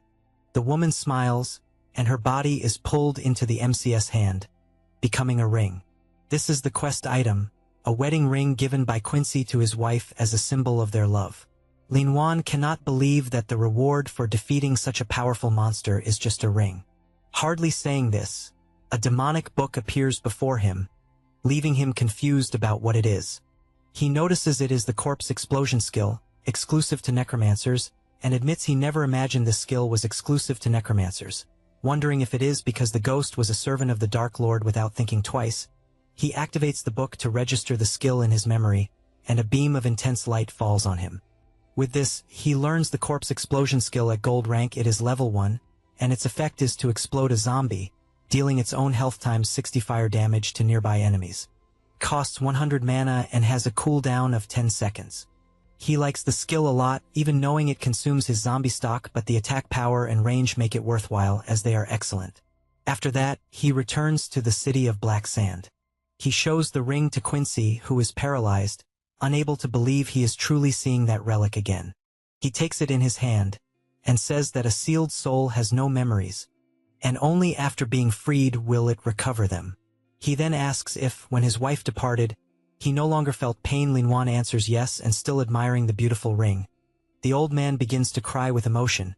Finding the situation wonderful, he admits that, in the end, he never imagined a necromancer would help resolve his regrets. And as thanks, he summons a box and says that this time he will fulfill his promise, that is the Dark Crown, a unique helmet that has 2 effects. The first is that the value of sin becomes invisible when equipped. And the second effect is that it conceals the Hour of Darkness. The equipment is exclusive to the necromancer and cannot be sold or destroyed. He picks up the item in his hand and, even knowing it has no additional stats, finds it incredible that he can hide his sin value in dark aura, as it is exactly what he needs. And with this, he will be able to solve the knight's problem and no longer need to be cautious in the main city. The system asks if he wants to equip the item, and he, without thinking much, responds yes. A power takes over his body, and he asks if he is now one step closer to the truth. After that, he goes to the Sandbreeze city, and upon arriving, notices that there are countless guilds of all sizes. He recognizes them, as all guilds from number 1 to number 10 are present, and remembers a certain person, as he does not know if they are hidden among the crowd, and since he is only a newcomer, it will not be easy to approach the big guilds. Therefore, he is walking, knowing he must find an opportunity. At the same time, someone is watching him, and MC immediately notices this presence. The blonde boy keeps walking and notices that Lin Wan has disappeared, until he suddenly appears behind him with his sword raised, questioning who he is. He says he finally found him and turns around, happy and excited to see MC again, but falls to the ground clumsily. Lin Wan is confused by this, and the blonde boy, hurt, asks if he really does not remember him. MC, not understanding very well, asks how he knows his name, and immediately the young man stands up, explaining that he saw him fight against the Bloodstained Guild and recognized him instantly. He admits that he worked very hard to find clues about the whereabouts of the powerful warrior who fought the guild, and, the entire time, explains that he spent 2 million to develop a facial recognition system just to find him. MC simply cannot believe that the man spent 2 million just to find him. The man asks if that is a lot of money, saying he does not see it as a large amount, as his company spends several millions just to test the system. Only then does Lin Wan realize that the boy is from the Han Corporation, a giant worth $100 billion that controls the global high-tech market, and, not knowing the man's history, he wonders if he should eliminate him on the spot. Han King's eyes shine as he warns that the next day there will be a rank S hunt. But in his excitement, he trips and falls face first before finishing what he was saying. MC turns and tells him not to follow, and wonders why he is even arguing with a fool. The blonde boy comments that a great solar god and an elite team is like overdoing it, and as he stands up, he says that the third team of the guild will participate in the hunt and, if they perform well, they may even have a chance to be recruited. This makes him think about the guild list, and Han King laments having to go alone suddenly. Lin Wan asks what the specific time of the hunt will be, and the excited guy kneels down, celebrating, and says it will be at 8 in the morning. MC tells him to calm down, and warns that a little preparation is still needed before departure. This leaves the blonde boy confused. After that, at the Vulture Bandits camp, several explosions occur, and MC with his summons says that the leader is straight ahead. Now he has a new army composed of level 12 zombies from the Vulture Thieves gang. He calls his army to march, and as he looks to the side, he sees his enemies directly ahead, and several monsters are protecting the boss. Lin Wan orders them to advance immediately, and the zombies engage in a fierce battle. The monsters are not intimidated and launch a giant flame directly at MC, but he disappears in the blink of an eye, leaving even the vulture confused. But it is too late to understand anything, as its body is cut down instantly, along with all the monsters within its reach. He continues hitting one by one, eliminating all the bandits in front of him. After killing the last one, he notices something strange, as the boss simply disappeared. But this didn't last long, because the leader of the Vulture Bandits, level 19, was already attacking from behind. However, MC doesn't let himself be intimidated, and with a single move, sends several of his zombies at the boss, and activates the explosive corpse, causing dozens of colossal explosions, sacrificing his servants.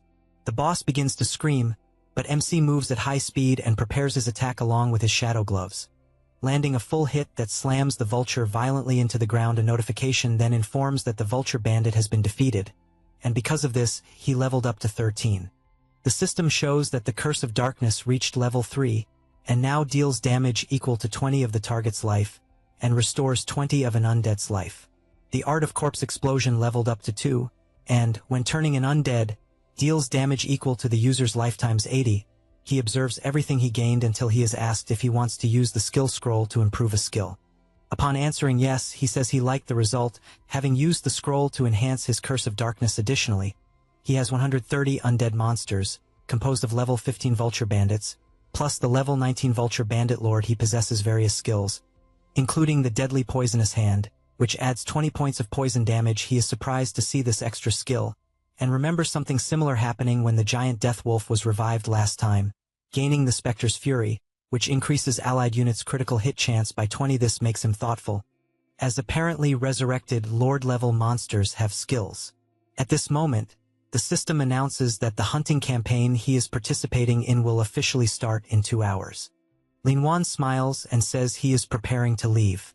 Upon arriving at the Melted Bloodscale Cave, he immediately gets annoyed by a strong glare in his face, and asks if his companion is doing a cosplay of a Golden Knight statue. The Shiny One explains that he spent 50 gold coins for the Master Blacksmith to customize that armor just to avoid dragging the team down. However, his belt tears and his shorts fall.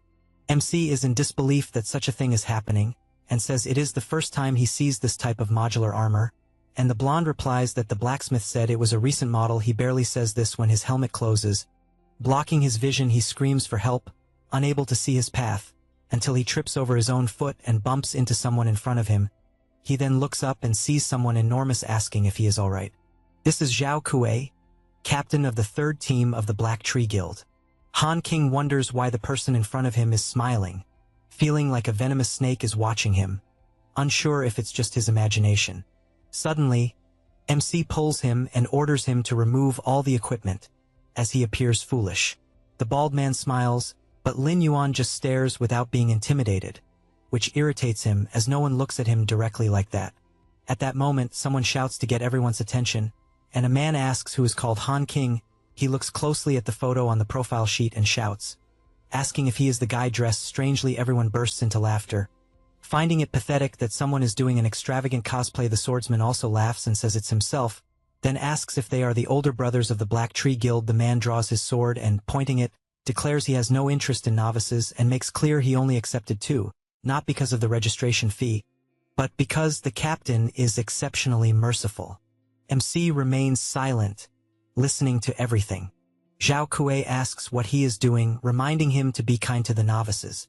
Because of this, he sheathes his sword and advises not to get carried away, as even though the captain is calm, everyone should make the most of the opportunity. The Shiny One responds that he will, and a mage draws everyone's attention as he is about to officially start the call.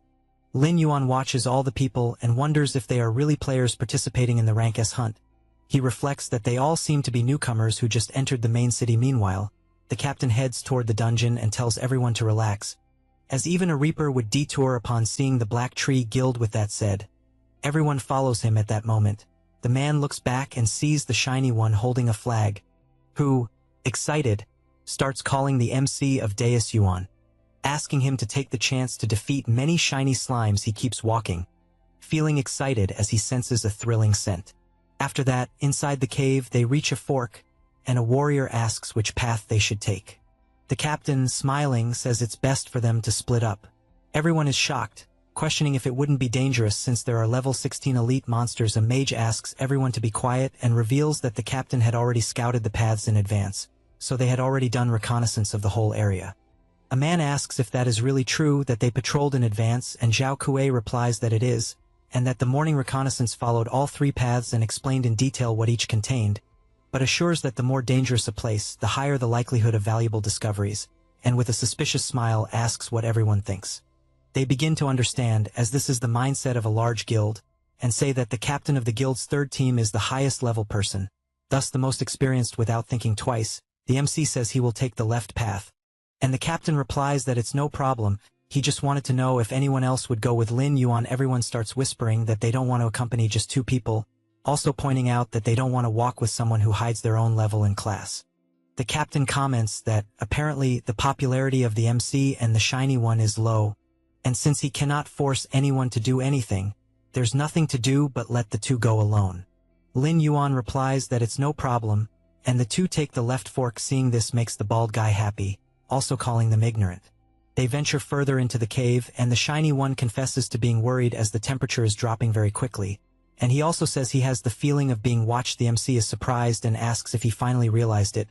As there really is something in that place, he panics, asking if it's true, since the captain said he had patrolled the paths, and that everything was safe. Lin Yuan laughs, and asks if he really trusts the captain, since this is a Rank S hunt, and yet the leader recruited a bunch of novices, clearly using everyone as live bait to scout the paths. Han King is surprised hearing this, and asks why he didn't expose the bald guy. He laughs, and grabs one of the slimes on the cave wall, then throws it forward into the darkness. At that moment, many eyes open, and a huge army of iron-devouring lizards appears, heading their way. Meanwhile, on another path in the cave, a mage activates his fire ability, attacking multiple lizards at once. In addition, a swordsman helps, slicing them one by one. After defeating the monsters, the swordsman admits that he found it very good to have pawns as sacrifices to distract the monsters, and finds it funny that everyone believed they had scouted the paths in advance. Zhao Kuei swings his flail with force, killing the enemies in front of him. While doing this, he is surrounded by many lizards, which only excites him more, to the point of attacking all of them at once. After that, he makes a bizarre face, warning that mere monsters should recognize their own places in the food chain. At the same time, the Shiny One is completely terrified, since even though the monsters are powerful, the army of undead is attacking frantically, taking down monster after monster until they finish all of them in the cave, even though the fight is intense.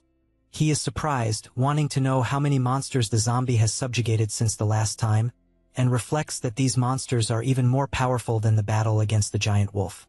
MC points out that he had said he would make some preparations, and the Shiny One confesses that he is impressed, since in less than a day, he has subjugated so many powerful monsters.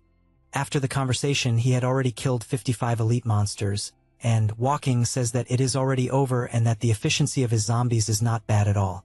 Hanking begins to cry, moved, as he wanted to be as powerful as MC, until he is startled, since a tremor started out of nowhere, and decides to call Lin Yuan, but soon sees him busy and decides that he cannot keep bothering him, since he also needs to be useful. He searches for the direction the tremors are coming from, until he feels something in the ground, and asks if it really disappeared, but in the next second, the ground is destroyed with something emerging from within, and this leaves the blonde completely terrified. A sort of tongue appears in front of him, and he tries to understand what the hell it is at that moment. The tongue attacks and knocks him to the ground. Then it wraps around his body and begins pulling him into the earth, leaving him unable to believe that it is all over.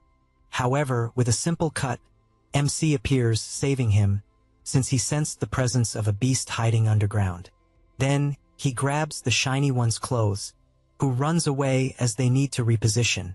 After moving a bit away, Han Qing confesses that he was terrified, since the monsters seem gigantic, and believes they need to leave the area immediately. At that moment, the ground begins to crack, and he shouts that it is too late, until the colossal creature appears before them. This is the iron-devouring iguana. A level 20 boss. He is terrified, since the mission information said the monsters were up to elite level, but clearly the monster in front of him is Lord level. He apologizes, saying that if it weren't for him, they would not have encountered such a terrifying monster, and asks them to flee, while he himself holds the monster as long as he can. MC laughs and asks what he means by terrifying monster, saying that finally someone worthy has appeared to be his prey. The shiny one is in disbelief at what he just heard, until the boss prepares to attack, but Lin Yuan advances first, eager to defeat that giant. The zombie vultures quickly appear and throw their shuriken swords, but it is ineffective, since the boss activated his iron tail skill, which completely blocked the swords. Lin Yuan realizes his chance has come, and unleashes his blue spirit seal skill, bombarding the enemy's back. He returns to the ground, and the monster turns to him. At that moment, he sees where the strikes hit and reflects that, unfortunately, he only left some small burn marks. The iguana screams furiously, activating her toxic sand breath skill, which is unleashed instantly, causing an explosion throughout the area in front of MC. The shiny one sees this and shouts for him to be careful with something so dangerous. The impact area created a powerful acid, and MC observes that it was a high concentration corrosive attack, and realizes it is a bit more problematic than he thought. At the same moment, the boss attacks with his tail, but he dodges and calls for Lord Vulture to appear. His servant emerges, attacking and trying to pierce the iguana with his swords, and even though she is resistant, the impact creates a powerful shockwave. Han Qing watches in awe at seeing a newly acquired subordinate of Lin Yuan, and he finds it completely amazing. The Lord Vulture continues moving at high speed until he activates his skill to attack from behind, and lands a full strike with armor-piercing ability, but it is not enough as the boss swings his tail and hits the zombie vulture full force, sending him crashing against the wall. The shiny one is astonished at what he is seeing, as the boss reaction speed is incredibly high, as if he also had eyes on the back of his head. Lin Yuan reflects on having eyes in the back of his head, and thinks about all the times attacks were blocked, even when they hit a blind spot. This makes him consider that lizards are creatures with simple ocular structures, and rely mainly on changes in light. However, their dynamic vision is excellent, and only hearing and smell can detect the slightest movement of an enemy. Therefore, lizards are several times more sensitive to enemy movement trajectories than humans. He concludes that to deal with that monster, he will have to lure it into a trap. With this thought, he launches multiple attacks and starts shouting that he will keep attacking until the monster gets tired. The boss begins moving toward him, and he starts to flee to draw it elsewhere, and while doing this, he imagines he needs to keep the iguana's attention entirely on him. At that moment, Han Qing shouts asking if he is in danger, and reflects that the boss defense is at Lord level. That is why fireballs will have no effect, until he is startled when looking ahead, and sees that the direction MC is running leads to the pile of zombies. He approaches as closely as possible and smiles as this chance has arrived. Then, with a slight movement, he diverts the trajectory, leaving the boss in front of the zombies, and all clumsy, the iguana tries to turn but hits all the monsters because it is not agile. MC finds this funny, and asks if it can't even stop. The boss continues advancing with its huge mouth, and MC charges energy in his hand and unleashes it fully, completely exploding the area where the boss is and causing massive damage. He gets excited since the armor has been broken, and monster continues running toward him. Lin Yuan jumps to the side and shouts for Lord Vulture to position himself on the left. Both take positions beside the boss as MC has realized. The lizard has another weakness: its eyes cannot focus on enemies on both sides at the same time. The vulture aims with his crossbow and fires numerous attacks at the monster's mouth. MC also doesn't waste time and jumps, and even entering the iguana's line of sight, It is too late as he drives his sword with full force, landing a critical hit. With this, the system congratulates him for reaching level 14 as he has finally defeated the boss. 5 minutes later, he uses his ability, restoring 85 of his zombies' health, and is pleased as this ability at level 3 is extremely powerful. He also imagines that if he uses another skill roll, it will raise it to level 4, but his greatest excitement is over his new zombie as now the iron-devouring iguana has also become undead. He orders it to advance, as it will be used as a flesh shield at the same time. Briljoso shouts excitedly. Upon seeing the loot, the monsters dropped and asks if they should contact the guild. Lin Yuan questions the rush since there are still many rats to clear. Meanwhile, elsewhere, several monsters are also defeated, and the captain says they are nothing more than ants not worth looking at. His group agrees, knowing that monsters of that level are nothing against the captain. They decide it is time to collect the corpses until an explosion occurs in the cave where they are, leaving them all frightened, unsure of what is happening at that moment. Zhao Kuei shouts asking who did that and how dare they challenge the Black Tree Guild. They face each other and NMC asks if, by any chance, he will not collect the bodies. Otherwise, he will do it himself. The mage, not understanding, shouts that it is impossible since the two should have been eaten by the iron iguana. Hanking, enraged, asks if he still has the courage to say that and had even considered the Black Tree Guild great and honest. But all they do is use players as bait to enter the dungeons. The warrior asks what the problem is, since it should be an honor for mere scoundrels to serve as a stepping stone for the Black Tree Guild to grow. On the other hand, the captain is thoughtful since 2 people really managed to get out alive and he is not sure if there were few monsters or what might have happened. The shiny one continues shouting angrily and Zhao Kuei becomes more and more irritated by these shouts, to the point of deciding to eliminate him once and for all. Because of this, he begins to approach, not knowing for sure if the two were lucky or something like that, and charges fully, striking the ground directly with his flail. However, the two manage to dodge and Lin Yuan counterattacks immediately. The captain does not waste time and defends, and both attacks collide. MC is pushed back by the impact and the bald one asks if he wants to die, but he pays no attention and uses his death abilities, bombarding the entire cave and forcing the captain to dodge all the attacks. After doing this, he realizes that Lin Yuan simply disappeared and does not understand where the hell he hid. MC appears through the smoke and tries to attack from behind, but he manages to block with his shield at the last second, also questioning if he really thinks he is an idiot for being hit so easily. MC continues applying pressure with his sword until the bald one disappears from his front and he is confused, trying to understand where he is at that moment. Zhao Kuei appears at high speed behind him and he turns around startled but takes the full blow to the stomach that throws him with all his force against the wall. Even startling the shiny one, the guild members ask to help, since their target is Hanking. Meanwhile, the captain walks toward Lin Yuan, saying he has no more time to waste on him and prepares his flail to finish everything at once. However, along the way, something catches his attention. It is MC holding his hand and questioning if he is, by any chance, the captain of the 3rd team of the Black Tree Guild. He is confused by what he is seeing, but Lin Yuan, with a smile on his face, exudes an incredible killing aura like a predator and says he has an approximate idea of the level of the 10th ranked guild in the main city. Zhao Kuei tries to exert force but does not understand why he is unable to do anything. MC, with his deadly stare, simply swings his arm and throws the bald one forcefully to the ground. He falls injured and admits that he really underestimated him and, once again, charges with his flail. His subordinates warn that they will also help and all 3 attack simultaneously. Lin Yuan says, "A mob is just a mob and nothing will change that." They all attack but besides MC dodging, he also summons his undead, who take the opportunity to hold them all. Only then does the captain realize what is happening and sees once again the death magic heading toward them and cannot dodge in time as the explosion hits his foot directly, making him fall to the ground while the undead birds hold the other 2 guild members.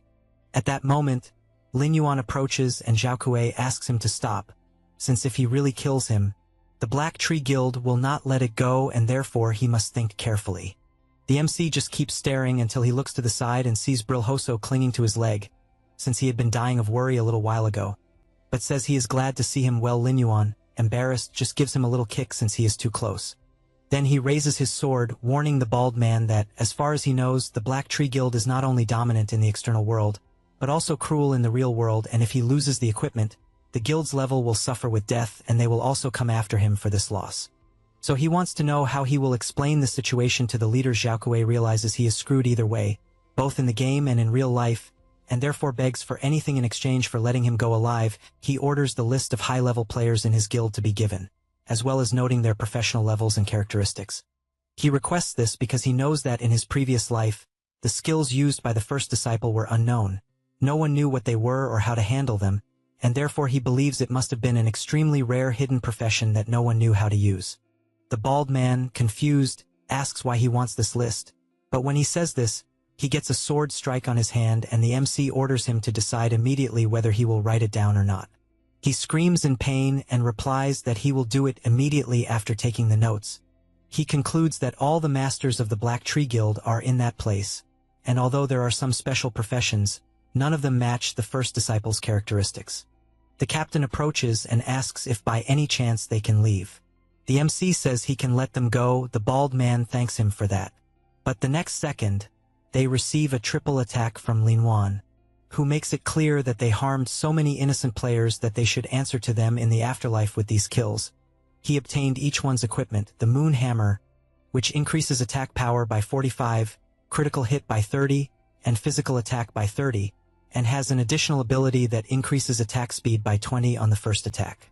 The second item is the Dancing Sword, which increases attack power by 30 and accuracy by 20.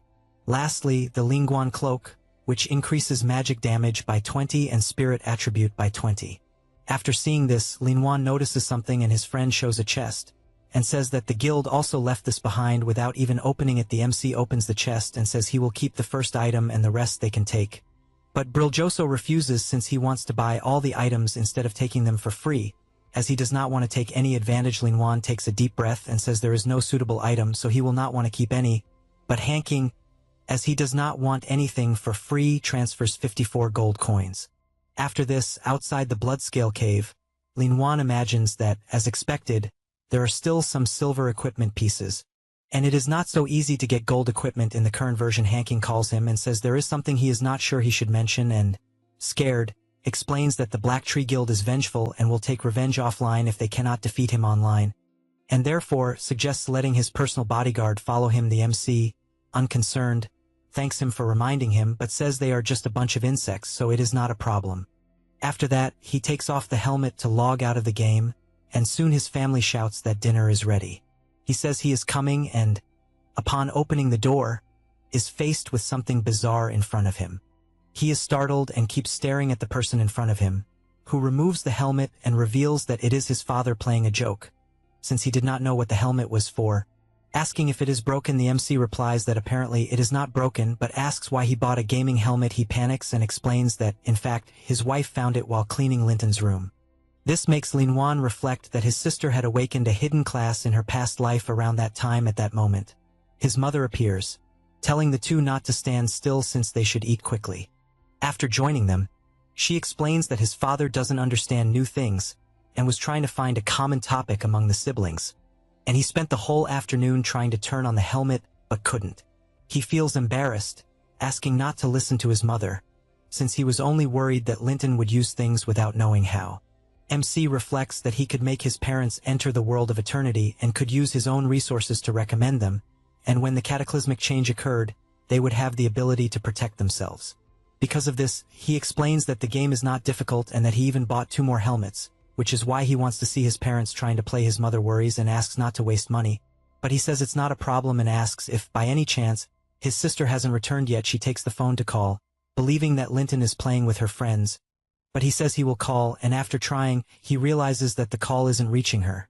As if there is no signal, he worries a little, since even if his sister didn't want to answer, she would at least send a courtesy message instead of completely ignoring him. His mother asks once more to eat first and guesses that Linton is eating out, so they shouldn't wait for her.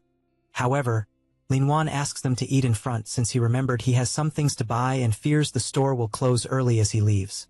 His father comments that little Lin Wan has grown since the siblings used to stick together, and he wants to see him communicating more. MC goes down the stairs and recalls his past life when his sister appeared completely injured. He noticed her presence, but the girl just passed by and upon reaching the door of his room, told him that her situation was none of his business and not to call the police or tell their parents. She then slammed the door with all her strength, leaving MC worried about it.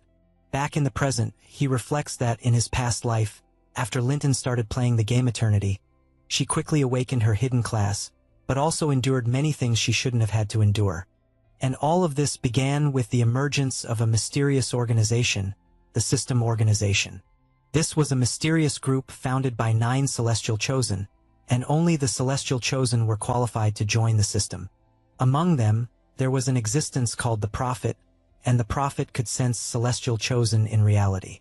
Then, at a terrifying speed, the power of the System Organization became invincible in the game. Not only that, but its influence in the real world also strengthened, and although their actions were mysterious and unpredictable, they did something to stabilize society, which left people perplexed after little Linton was invited to join them. She frequently carried out dangerous missions, but never mentioned anything about the System Organization at home.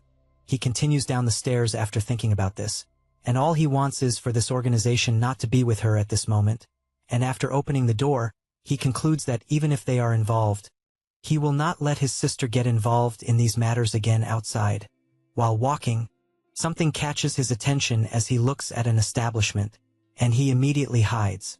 Linwan imagines that his sister has definitely already met with the people, but the distance is too great and he will not be able to hear the conversation, so he activates his invisibility. Even though he hasn't used it for a long time, he begins to approach. Imagining that the level of his ability is 3, so the duration is 5 minutes, he stops walking, and thinks he is close enough to the 2 guys talking to his sister. Chun tells her that he said everything he wanted, and whether it is true or not, she must judge for herself when deciding whether to join the organization, making it clear that the disaster will happen in 3 years, and that she must wake up to life. The tense atmosphere lingers in the air, and the MC Invisible just observes. Xiaopan tells his colleague to go easy, as this way he will scare the girl with the terrifying hour. He retorts that he is discussing a serious matter for her own good, since things have reached the point they are at. However, at that moment, he notices something looking in Lin Yuan's direction, and completely changes his expression, scaring Lin Yuan. Since everything indicates he has been detected, Chin activates his dissipate ability, and this aura affects the whole restaurant, scaring the MC since the invisibility effect will be dissipated after a 3-second countdown. Chun continues looking attentively, and is confused when he sees nothing in front of him. He changes the subject by calling the restaurant owner and ordering an herbal tea. The old man replies that he will prepare it immediately. Meanwhile, the MC, who managed to hide in time, cannot believe the guy used the dissipate ability that the ring possesses, but is glad that this ability has a 3-second delay, since at that moment, his invisibility was dissipated. Chun goes back to drinking his tea and tells Linton once more to carefully consider joining the organization, as they are people with a sense of justice, and hands her a card. She responds that she will think about it, and the two leave the restaurant at the same time. Lin Yuan activates his invisibility again, and decides to leave the restaurant as well. But when he gets outside, he realizes the boys have disappeared. He continues walking until a cup of tea is thrown at his feet. Only then does he look forward, and sees the two who threw the tea, saying that something is definitely wrong. Once again, the invisibility countdown begins, and the two keep staring in his direction, waiting for it to happen. However, the next they see nothing, and Chun comments that maybe he has become too sensitive lately. His colleague asks him to relax, as he is very nervous, and asks if he believes that the girl will join them. He responds that, according to the Prophet, she will join sooner or later. Lorino agrees, as he has never seen the Prophet's predictions fail, although his true curiosity is to know which girl will be his girlfriend. Chan, indignant about this, hopes that his friend survives until the catastrophe, since it does not seem likely to happen, and the two leave while the MC watches from the top of a building, and reflects that the organization is a group of people difficult to deal with, and he is worried about exposing himself too much and revealing his class, since he needs to be much more cautious. Meanwhile, Linton is staring at the card, and remains silent the entire time, until she looks forward, and asks why her brother is there. He replies that he went down to buy something, and asks if she has eaten. She, a little downcast, replies that she hasn't, but that she is fine. The MC shows the bag with food, and asks to leave work for later, since he needs to eat something when they get home. She finds this strange, since she knows her brother cannot take care of himself, and does not understand why he is taking care of her, but he just asks them to go quickly. However, she remains silent, and they return home. When they arrive, their mother immediately asks if she has eaten, and if, by any chance, she wants some food heated up. Linton replies that it's not necessary, since she wants to rest first. Their mother turns to Lin Yuan, and asks if, by any chance, he will eat a little since he left without having anything. At that moment, Linton closes the door and takes a deep breath. She walks toward the bed, thinking about what happened recently, and lies down, imagining that ever since she played all kinds of strange things have happened. She remembers when she was fighting a monster, and her friend was shouting for her to run as fast as she could while holding the monster. That was a level 5 longsword mantis that, with its sharp blades, landed a full strike on the girl, who fell to the ground immediately. Linton panics seeing this, and holding her sword firmly, declares that she will not abandon her team. Several mantises rush at her, and she starts defending against one of the attacks, until another monster appears behind her and lands a precise strike at that moment. The system congratulates her for unlocking a hidden class. Then, facing dozens of monsters, she slices them one by one with her incredible power, to the point that she cannot understand how she became so strong all of a sudden. After finishing her slaughter, she plunges the sword into the ground, and the system informs her that she is now the Sword of Dawn.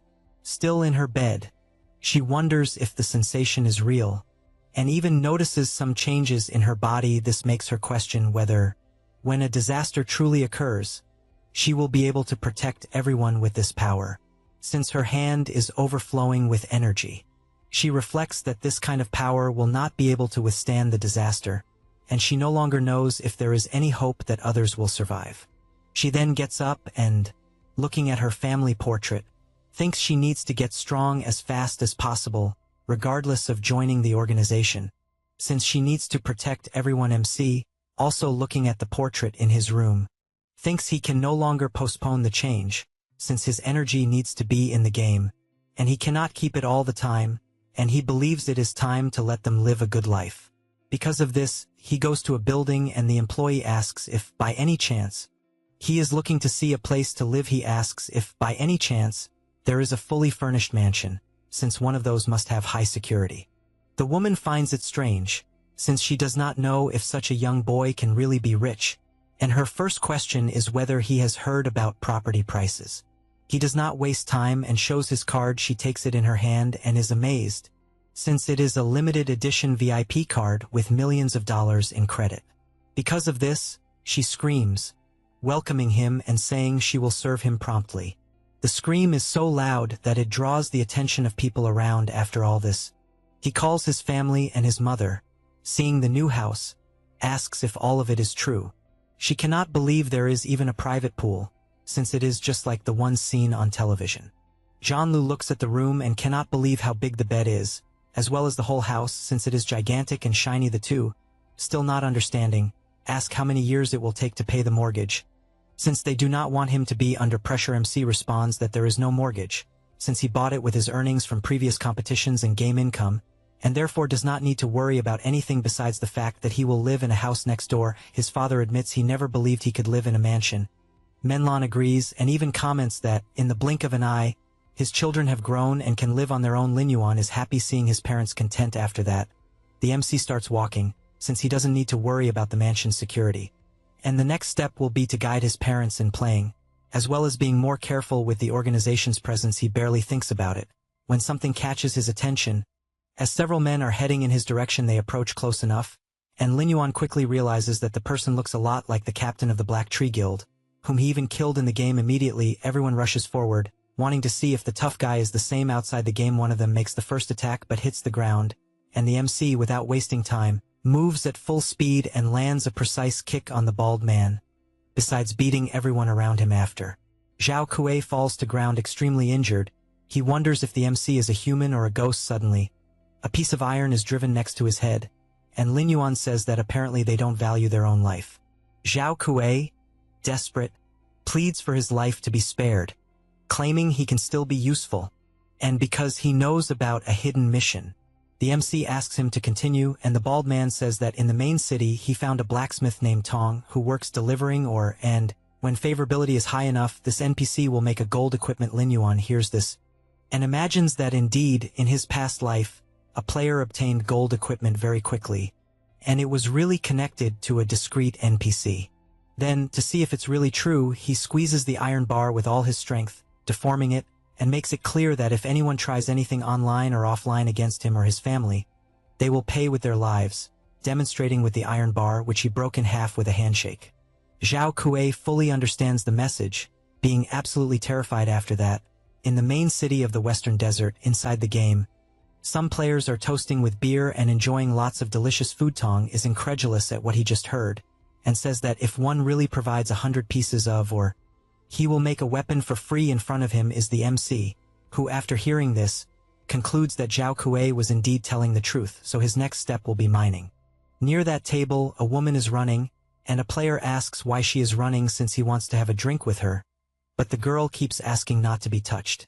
Lin Yuan watches this, and the guy gets annoyed, warning that if he doesn't stop staring, his eyes will be gouged out. However, being impatient, he simply casts a spell that throws the drunk man to the other side of the tavern.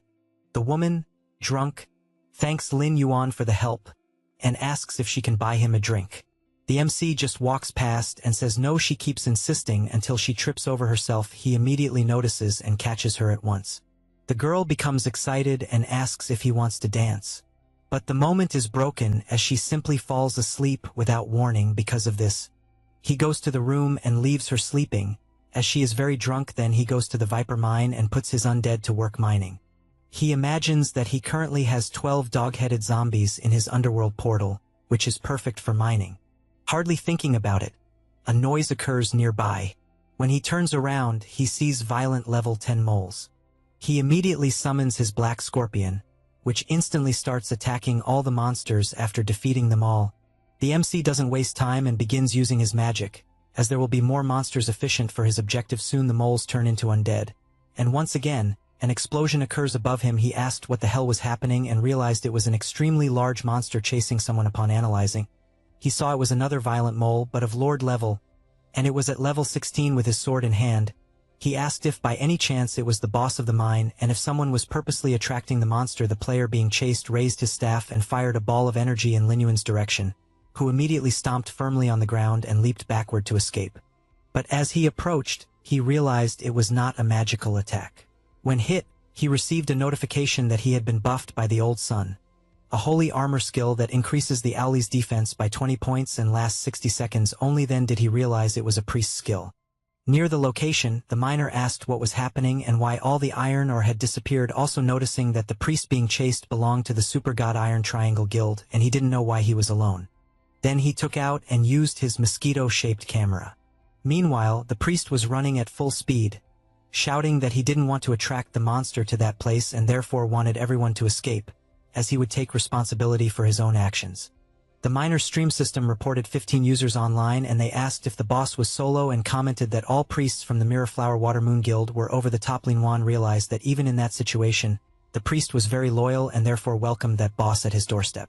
People quickly recognized him and commented that he was the master who soloed the world boss and thus believed it would be exciting what would happen in the mine. The mole boss got close to catching the priest, but Lin Yuan jumped in front, blocking the attack. Seeing this left the guy surprised at such strength to block an attack like that. Meanwhile, elsewhere, Zhao Kuei had his system open and, watching the live stream, said he wasn't ashamed to lose to a monster. At that moment, some players passed by complaining about how MC was hyped, with everyone idolizing him as a god, believing that, in terms of strength, no one compared to their president. Zhao Kuei realized it was Nuan and drew attention, saying the mad god had only taken advantage of the guild and the class and no one could compare to the great god. This made the guy so angry that he asked to repeat it once more. He apologized and asked if by any chance it was Nuan from the Fury Guild, noting that everyone was saying that leader Kuang Shun of the number 1 guild should have resigned a long time ago. Immediately, he pointed his sword at the bald man's neck and asked what the hell he meant by that, and he felt cornered and questioned why he was taking out his anger on him, as that's what everyone was saying. Nuan asked if the so-called god everyone was talking about was the guy in the live stream and, therefore, ordered to notify the entire guild online to follow him. Meanwhile, MCS battle continued frenetically against the Lord-level mole, and, after landing a few hits, he told the priest to flee while there was time. The monster gave no respite and charged again, attacking the ground with full force, but he dodged in time and, with his hand raised, fired several fireballs that exploded at the creature's feet. At that moment, 1,297 people were watching the stream, and they were excited as they were seeing two powerful people fighting the boss. The mole started moving again and began chasing Lin Yuan, who kept fleeing while his undead minions attacked to the point of knocking him to the ground. MC approached and warned that attacking recklessly was not a good strategy and, without hesitation, drove his sword into the mole's eye, which began screaming incessantly. Cobalt jumps and delivers a hammer blow to the monster's face.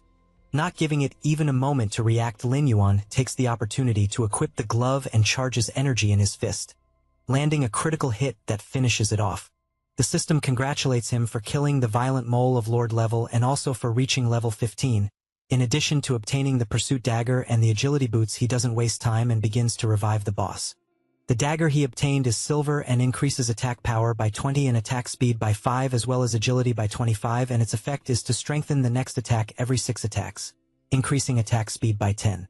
The boots, also silver, increase agility by 30 and movement speed by 5, and their special effect is that when out of combat, they increase movement speed by 10. The priest approaches with glowing eyes and asks if, by any chance, he is the master who soloed the first world boss and, if so, wants to add him as a friend. However, MC just walks away, thinking he found the wrong person. But the guy says it's impossible, having watched the video countless times and would recognize him instantly at that moment. A fireball flies toward Lin Yuan, who in the blink of an eye turns and cuts the attack in half. He notices several people approaching until Nguyen appears, saying he recognizes him for not turning to ashes from the fire attack.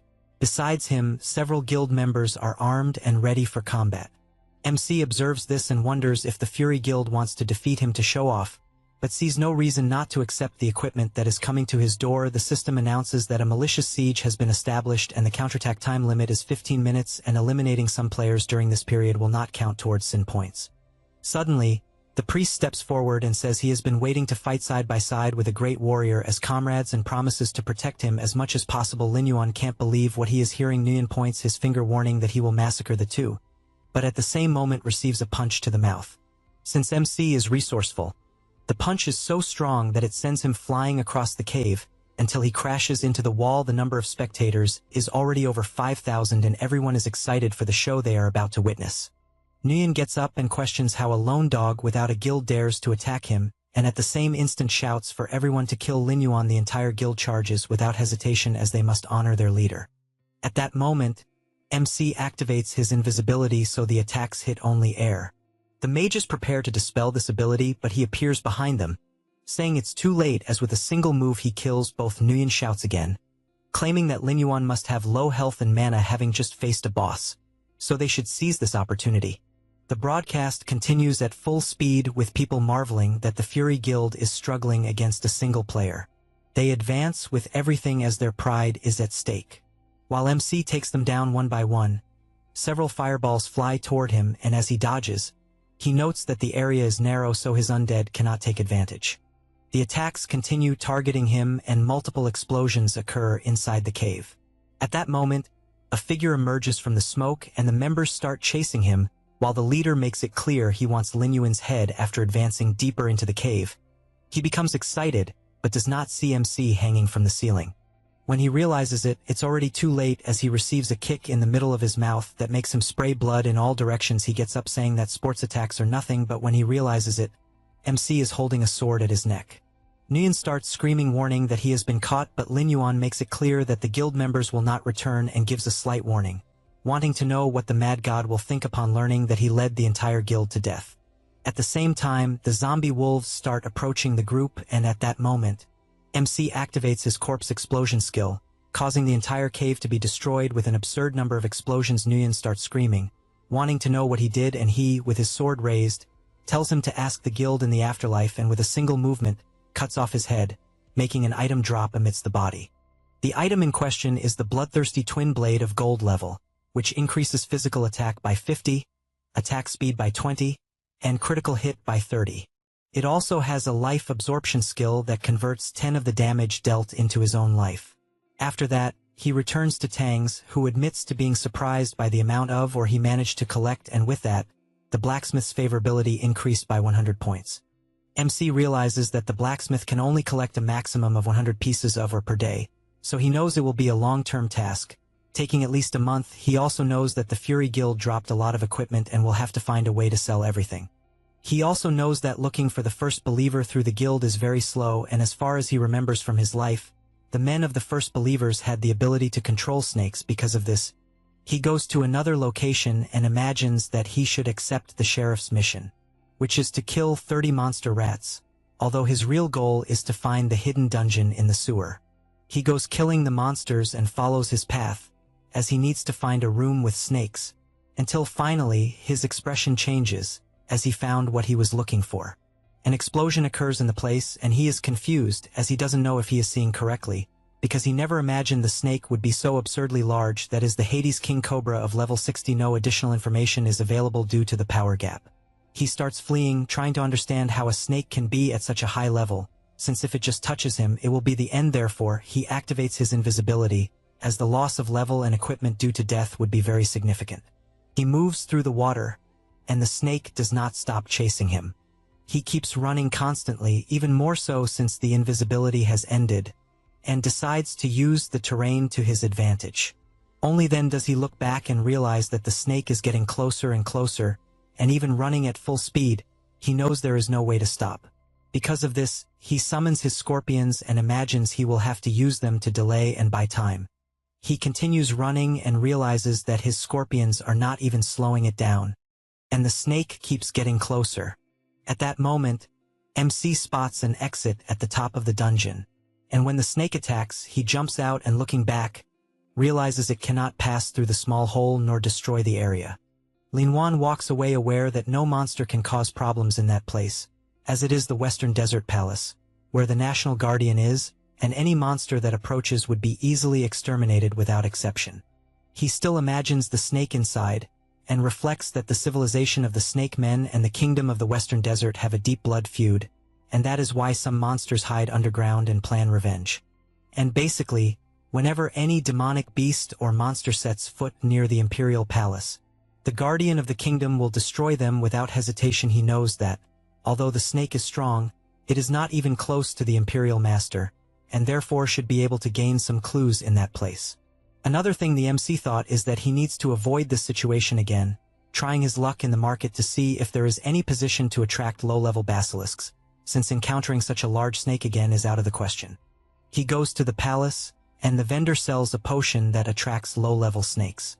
Suddenly, someone appears saying that he walked across all the sand just to find him, and pay his respects to the MC, who, upon seeing him, wonders if it might be the priest who was fighting the mole boss. Mike sends a friend request and asks to add him, being sure that they will be useful to each other. But the MC, uninterested, just walks past. The frustrated boy runs ahead and asks him to wait, as he wants him to join his guild. He emphasizes that they could join Lang Yu and Xing Hen to become the 4 super gods.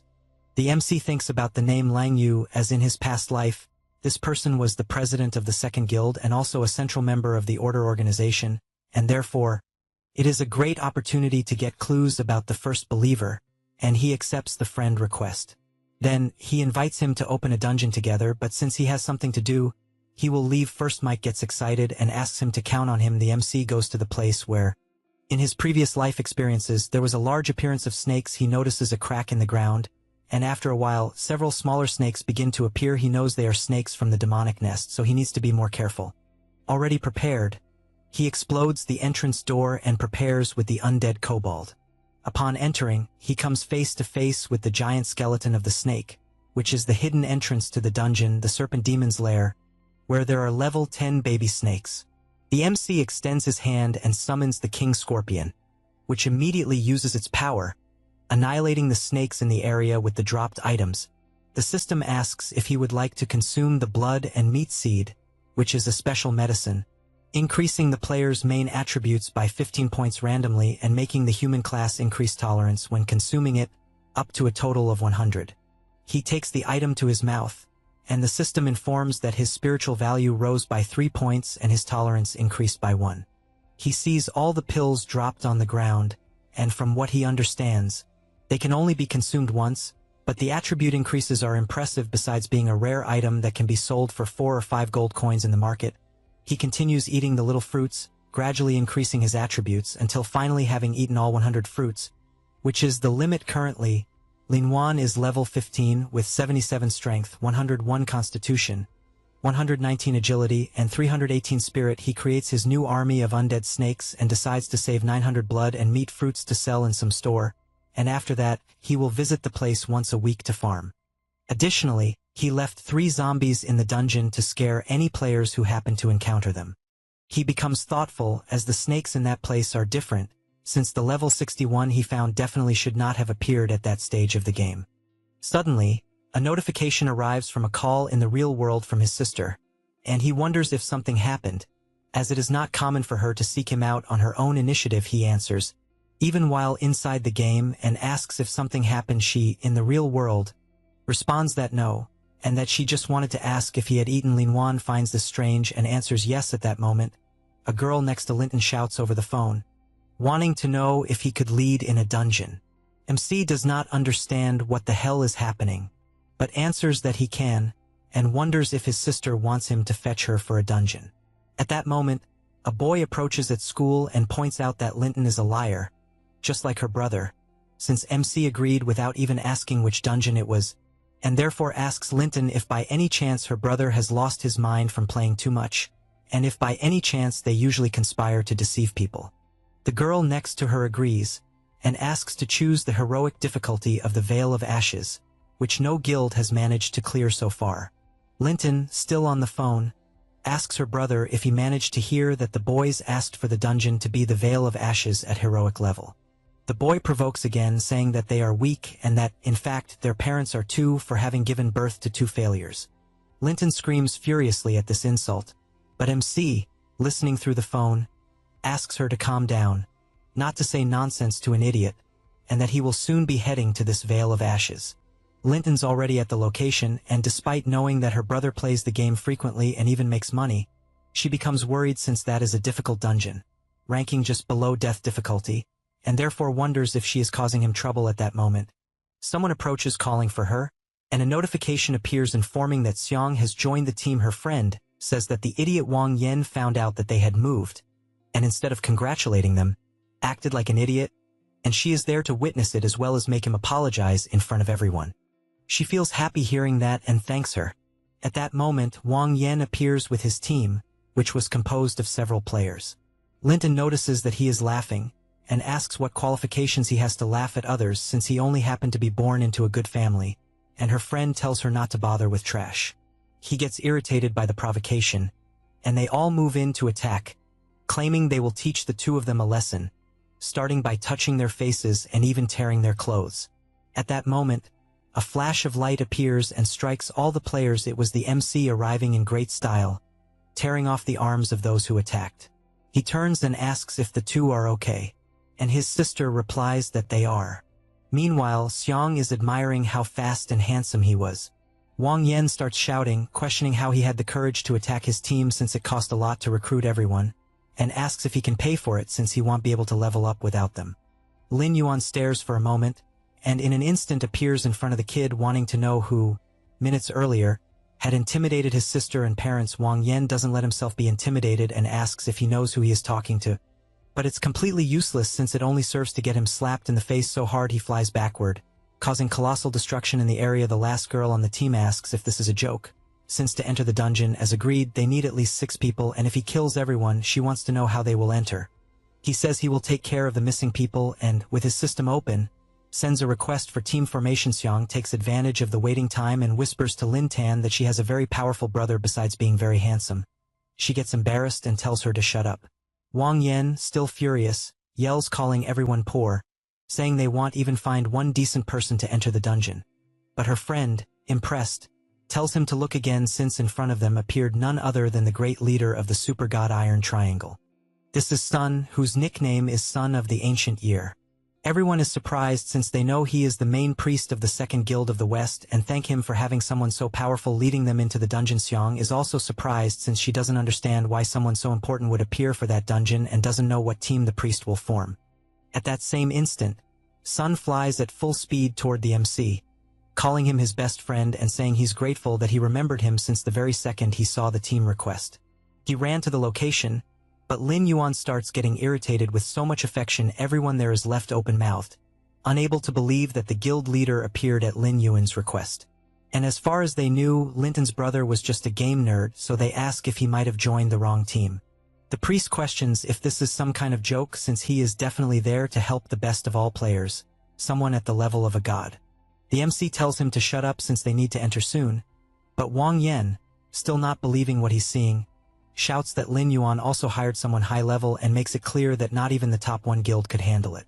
So even with second guild's priest, it won't be enough. The MC once again tells him to shut up since they need to enter soon and says to just watch. With that, it's notified that the team is entering the heroic Valley of Ashes. As they pass through the portal, the monsters already appear, being level 18 ash lizards. After the whole group enters, they realize that the monsters are at quite a high level. Wang Yan says that the MC hired a powerful priest to clear the monsters, but guarantees that he will do it first, and his friend understands the message and prepares her attack, launching it against one of the lizards, which becomes furious upon receiving the blow. The MC quickly notices this movement, and the group asks why so many monsters are suddenly advancing. Wang Yan warns that Lin Yuan is not very lucky, but in fact they are quite excited, especially the priest, since he will have the opportunity to fight alongside his dear friend. The MC then summons his Thunder Scorpion, which fires countless lasers that destroy the entire battlefield along with the monsters. Then he charges at full speed, and with his absurd agility, slashes through monster after monster, leaving only a few after his massacre. At that moment, one of the lizards advances toward Linton, who only asks her friend to stay behind, but the MC doesn't even give a chance for anything to happen, and also takes down this monster. His sister looks at him, since she didn't imagine he was so good at the game, and also feels embarrassed when he puts his hand on her head, while asking her not to worry, since he wouldn't put her in danger. She doesn't know how to react to this and slaps his hand, as it's a rather awkward scene, while her friend admires the bond between the siblings. At that moment, Wang Yan says he finally discovered that the Valley of Ashes isn't that difficult since one person can crush all the monsters with just equipment. His colleague agrees and says she has no idea how anyone could pay for better equipment. Because of that, he gets ready and charges toward a remaining monster, saying he will show his true power. However, what he does is receive a whip to the cheek that throws him with full force toward the group. The MC sees this pitiful scene and tells them to wait until the stage is over, since apparently he's eager to die. He imagines that he originally wanted to buy gold equipment for his sister, but will have to settle for silver ones for now, and he shows her some items, saying they're suitable for the class and that's why he wants her to use them. One of the items is the Gauntlet of Fighting Spirit, which increases attack power by 50, strength by 25, and constitution by 15. There's also the Fearless Armor, which increases constitution by 50 and critical damage by 15. Even the mage couldn't contain herself upon seeing those beautiful silver items worth millions. That makes the blonde boy jealous. Telling her to shut up at that moment, Linton starts walking, refusing to accept the items, and says that he should use them himself for his own defense, and that she will get her equipment on her own. He finds this funny, since she has never changed, and once again, everyone returns to battle as more monsters approach. The battle continues frantically, with explosions happening everywhere. A monster attacks Linton, who manages to block it, and all she thinks is that she can fight too. The monster sees an opening, but before it can attack, it's bombarded by Lin Yuan's fireballs. She doesn't understand what power that was, and even seeing her brother busy, she's sure the attack was his. This enrages her to the point that she attacks with everything, imagining that Lin Yuan always treated her like a child, and that's why she doesn't want him meddling in her business. But the MC realizes her attacks aren't effective without good equipment, so he discreetly keeps launching fireballs to help, but she's not dumb, and knows the power is his. Meanwhile, Xiang just watches from afar, finding the sibling relationship cute, and even without participating, she finds it fun to watch everyone fighting the monsters. After the battle ends, the priest warns that the boss will finally appear, and then asks Lin Yuan if it's better to go back since there's no penalty for leaving the dungeon. However, if they fight the boss, they'll lose levels and equipment since the risk of the group being wiped out is high. He agrees, and Wang Yan takes the opportunity to mock him, saying he beat the small monsters, but when it came time for the boss, he's running with his tail between his legs. Xiang comments to Lin Tan that her brother was impressive for taking them as far as they went, and she becomes thoughtful since she caused trouble for her brother, and if she were stronger, maybe things would have been different. However, the MC only says that Sun is right about the death penalty since it is indeed serious, and when he puts his foot on the ground, he summons his gate of hell, bringing all his undead for battle, making it clear that he will deal with the boss alone. Wang Yan is shocked to witness this, as he can't believe the number of being summoned before his eyes. The priest finds it funny that the guy doesn't know about Lin Yuan's strength even after forming a team with him, and makes it clear that he is the strongest player of all, who even defeated the world boss alone. Near the area, the boss is asleep, and the MC throws a fireball that makes him open his eyes, but he is hit in the chest anyway because of that. He gets up furious. This is the Ash Lizard King. He is at level 21, and has 10,000 horsepower, 1,200 attack, and 300 defense. Xiang, upon seeing those stats, tells the team that being hit by a 1,200 point attack means instant death. Linton runs in worry, since in her mind her brother will die because of her, and she yells that she will help somehow. At that moment, Sun activates his skill Holy Light Imprisonment, and traps her in a sphere, saying she would only cause problems for Lin Yuan if she tried to help. At that instant, the Lizard King charges energy in his mouth and fires with full strength, but the MC dodges with a jump, and all his summons rush into the attack, distracting the boss in every possible way. At the same time, the serpents also attack and start tormenting the lizard's life. The priest is amazed to see the MC using his summons to gather information about the boss, and thinks it's a work of art. Even the mage becomes infatuated with Lin Yuan, hoping he can defeat the boss. Wang Yan becomes furious upon seeing this since he refuses to be humiliated in front of everyone, and believes he should only attack stealthily to make him commit a mistake, so the boss will kill him with one strike. At this instant, the Lizard King is about to bite him but misses, and Lin Yuan knows that the cooldown time of that skill is 8 seconds. Then, Wang Yan advances from behind stealthily, and all the MC can think is that the guy is nothing but an idiot with extreme ease. He dodges the attack and tells him to disappear with the boss. He says that, and lands a solid kick that launches the boy toward the monster. Without thinking twice, he activates his skill Corpse Explosion, and dozens of explosions completely obliterate the boss. Along with the fool who was caught in the middle of them, the server system congratulates the entire team for completing the first heroic difficulty dungeon, which was the Ash Valley. Xiang celebrates since they really managed to clear the dungeon, and tells Lin Tan that her brother is amazing, also asking if she could ask him to take them through more dungeons in the future. She doesn't know what to say and only explains that the boy is busy, and they can talk about it when they get a chance. The priest also celebrates, though he expected nothing less from the MC. The mage grows even more in love, wanting to know if she could add him as a friend. However, this irritates Sun, and with a stomp on the ground, he summons an annihilation laser that kills the mage instantly since she dared to attack Lin Yuan. At the same time, he wastes no time and summons the Lizard King into his army, and since they have already dealt with the nuisances, it's time to divide the loot. However, Xiang explains that he was the one who dealt the most damage the entire time, so they wouldn't dare ask for any gear, as they are happy just with the levels they gained, but he says he only needs the skill book so they can keep the rest. The first item is the Ash Pants, a silver equipment that increases constitution by 30, movement speed by 20, and spirit by 10, as well as increasing fire damage resistance by 10. The second item was the Burning Wrist Guards, a bronze-level equipment that increases constitution by 10, strength by 15, and critical damage by 5. Lastly, the bronze-level Agility Boots. They increase movement speed by 10, constitution by 10, and spirit by 5. The priest is impressed since the president of his guild would love the items that dropped, and therefore suggests keeping all the items and, in return, will give plenty of gold coins as a contribution. Xiang has no objection since that way she will get rich, and the MC simply says he doesn't need that after everything is settled. The MC starts to leave and tells his sister that Wang Yan probably won't bother her anymore, and if she has any difficulties, she should ask him directly. She asks him to wait, and he asks if something is wrong or if perhaps she wants some equipment.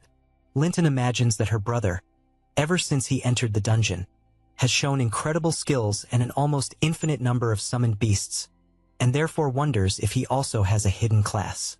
But unable to ask directly, she only questions if, since he started playing, he has felt any change in his body. He reflects that apparently, she noticed but doesn't want to reveal his own secret as an undead hunter, and since it's also to protect her, he answers that no, there has been no change, and asks if there has been any change in her. She feels embarrassed, answers no, and runs off saying she has a quest to deliver. He finds this funny since she's still terrible at lying, but just managing to talk to him is already progress because she recognizes him as her brother at that moment, Sun appears with the members of his guild, saying that the leader decided to open the Death Valley difficulty so that his great friend can be sure of success. The MC thinks he didn't expect to contact Lung Yu so soon, though it's a good opportunity to investigate the guild in depth, and therefore replies that it's fine since he was actually thinking of trying the death difficulty. The priest finds it amazing, and says he will introduce the main members of the guild, starting with the captain and the president, whose name is Lung Yu, but the girl interrupts him, saying she has already heard of the so-called powerful player, and therefore welcomes the main team and introduces the man beside her. Since he's a spellmaster, a rare class, the mage makes it clear that he still hasn't recognized him as a teammate, and therefore doesn't understand why they are hastily recruiting random players. He further emphasizes that the death difficulty has a very low margin for error, so they can't invite a random player who will get in the way since he doesn't want to die for nothing. Sun asks what he's talking about, revealing that his best friend is absurdly strong, but it's useless since the spellmaster says he's tired of hearing that others are strong but will give him a chance, and points out that if the MC takes at least half of the boss HP, he will give him the golden equipment he's wearing. However, if he fails, he will have to compensate for all the team's losses. Therefore, he says once again that it's not too late to give up, but Lin Yuan interrupts him, saying he gladly accepts free golden equipment and also asks to make sure everyone will watch, since he doesn't want anyone rejecting the deal afterward. The captain says everything is settled, since if anyone had any objection, they should have spoken up earlier, and announces that they will proceed with the original plan, with everyone cooperating to clear the dungeon. Xing Hen shouts, asking if they will really go ahead since the death penalty in the dungeon is extremely severe, but she says she won't repeat the decision a second time, and therefore orders everyone to enter right away. He feels frustrated but thinks he will make her understand that stray dogs on the roadside are simply insufficient and confident, assures that he's the only one worth it in the guild. Inside, there are countless level 18 lizards, and at that moment everyone is teleported inside, drawing the monster's attention. Everyone is surrounded instantly, and the priest quickly realizes the density of the monsters and death difficulty since they were surrounded the moment they entered. The captain of their order orders the melee class to protect everyone to find a chance to pass. The team obeys the leader's orders, and Xing Hen, completely irritated, summons his energy balls. Admitting that he's itching to hit the MCS head, a monster manages to break through the defense, and the mage covers up by saying he forgot the captain advances, telling him to pull himself together as something like this can't happen. The priest, on the other hand, becomes worried as the monsters are accumulating too quickly, and Summoner mentions that she won't be able to handle everything and thus wants to use the baby brown bear as well. At this moment, the MC appears, telling them not to worry, and with his Hell Gate summoned, calls upon his entire undead army, starting with the king lizard that crushes the monsters in front of it, just like the wolves that devour everything in their path. Lin Yuan doesn't fall behind either, as he cuts down one by one with his sword. The girl is happy she didn't have to sacrifice her battle animal. Xing Hen, however, becomes furious because what he did didn't look good in front of the captain and promises that the MC won't leave that dungeon alive. He prepares to say something, but Lung Yu appears, telling everyone to be careful not to get distracted, and the system alerts that a new wave of monsters is approaching. The whole team falls into battle formation after this warning. Meanwhile, the captain reflects that the MC was able to analyze and resolve a crisis in an instant, and he definitely has rare talent, so she plans to invite him to join the guild after everything is over. The spellmaster watches Lin Yuan from a distance, furious. Knowing he left a terrible impression on the captain, he charges energy and throws several power balls in his direction, saying he's just supporting him and that he shouldn't get hurt. Lin Yuan obviously notices the bad intentions, but despite thinking it's stupid, he knows it's an opportunity to build a closer relationship with Lung Yu, since he'll lower his guard and might gather information from her. So, with extreme ease, he dodges the powers, but finds himself face to face with the monsters. At this moment, the guild leader grabs his hand and lifts him up, saying she'll take care of the right side while he takes care of the left. She throws him toward the monster, and instantly, both of them kill their respective targets. They reposition themselves and, moments later, kill more monsters that were approaching. The team is extremely happy to see the perfect combination between the two, and the MC takes the opportunity to comment that it's the first time he's seen such a skill, and thus wants to know if she learned it after changing classes. She responds that it wasn't anything special and that she just learned it from a skill book. He says he understands and admits that the second guild has real hidden talents, so he wants to know if she specializes in any particular skill, as he'd like to trade some techniques. She comments that he can find out for himself by joining her guild, but he refuses since he's used to playing alone. At this moment, she realizes that his smile is familiar, but quickly remembers that it's exactly the same as before. Xinghan watches this from a distance, and becomes irritated, as he has no idea what the MC said to the captain to make her wear that expression. At this moment, the priest approaches to report that all the dropped equipment has been collected, and it will just be shared among everyone after the battle ends, so he wants to know if they will fight the boss as planned. The spellmaster approaches, telling everyone to wait and apologizing to the MC, as his power goes far beyond imagination, and with a look of bad intentions, comments on why they shouldn't let Lin Yun pull aggro from the boss. The MC comments that if they do that, they won't have a chance to fight the boss, much less take half of his health, so he asks if he's renouncing the debt and hesitates to part with the golden equipment. The mage finds it amusing, as he doesn't believe Lin Yun can survive a few of the boss moves, so he tells him not to worry, as once the mission is completed, he'll give the golden equipment. However, the captain said she disagrees, since changing the plan at the last minute could be a problem, but Xinghan asks her not to say that since Lin Yun has grown enough to make his own decisions, and, as she could see, she liked him as a player. The MC reflects that if he wants to contact the second guild, the star mark will be a problem, and therefore he believes he needs to let things cool down a bit before dealing with him later. After thinking about it, he replies that he accepts the new challenge. Then everyone approaches the Lizard King with the MC in front. The priest, confident in his friend's strength, tells him to go all out. The spellmaster, on the other hand, finds it amusing, believing that Lin Yun doesn't know that the boss area skills are specifically designed against summoned beasts, so he thinks it will be fun. The MC, charging his power, imagines that this boss on death difficulty is indeed hard, but based on the experience of his previous life, he already knows absolutely all the mechanics. That said, he casts his fireball, which hits the lizard square in the face, pulling aggro toward him. Now the Ash Lizard King, level 25, is ready for battle. The players begin to worry since the boss reached level 25, and the strongest players currently are at most level 15, so the difference is huge. The monster makes its first attack, but the MC dodges, and, as he repositions, he's pleased that the boss still uses the same moves as before. The entire team stays in position in case an opening appears, and the mage watches from afar, finding it fascinating to see the danger Lin Yun is facing at that moment. The monster attacks the team with its tail, and the captain orders Xinghan to use a quick control skill, but he says it's too late, and because of that, the strike hits the ground, throwing everyone away. She gets furious, wanting to know why the hell he's paralyzed and not doing his part. The rest of the team laments that they're already injured and will take time to recover, and therefore they wonder how they'll let Lin Yun deal with the boss alone, since that's madness. The tanker agrees and laments, as even if they leave the dungeon on death difficulty midway, the penalty will be huge. The captain prepares herself, since there's not much to do, and hopes everyone learns their lesson, because the new teammate made no mistake, it was them, and she ensures that if they keep acting like this, they'll lose their position in the guild. At that moment, the summoner draws the leader's attention, saying that somehow, Lin Yun is handling it alone. Indeed, the MC is doing well in the fight, sending out his Scorpion King. The boss uses its roar, but the attack is absurdly slow, and besides dodging, there's enough time for the scorpion to move behind the monster. Using its electric strike that causes the boss to be paralyzed, the other undead take the opportunity to advance. The captain is surprised to learn that Lin Yun has a summoned beast with lightning attribute attacks, and even more amazing is that he knows how to handle the boss.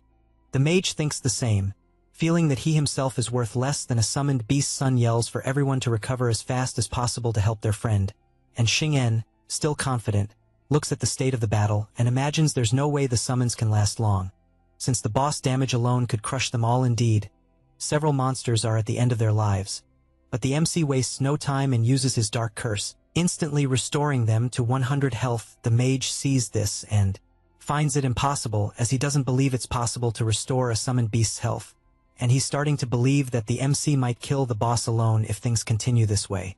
Immediately, the leader yells for everyone to get ready, since the boss has low health, and they must help, and because of that, the Lizard King enters its fury state, becoming extremely more powerful. Lung Yu panics upon seeing which skill the boss used and warns everyone to be careful, since it's the boss' most powerful area skill before dying.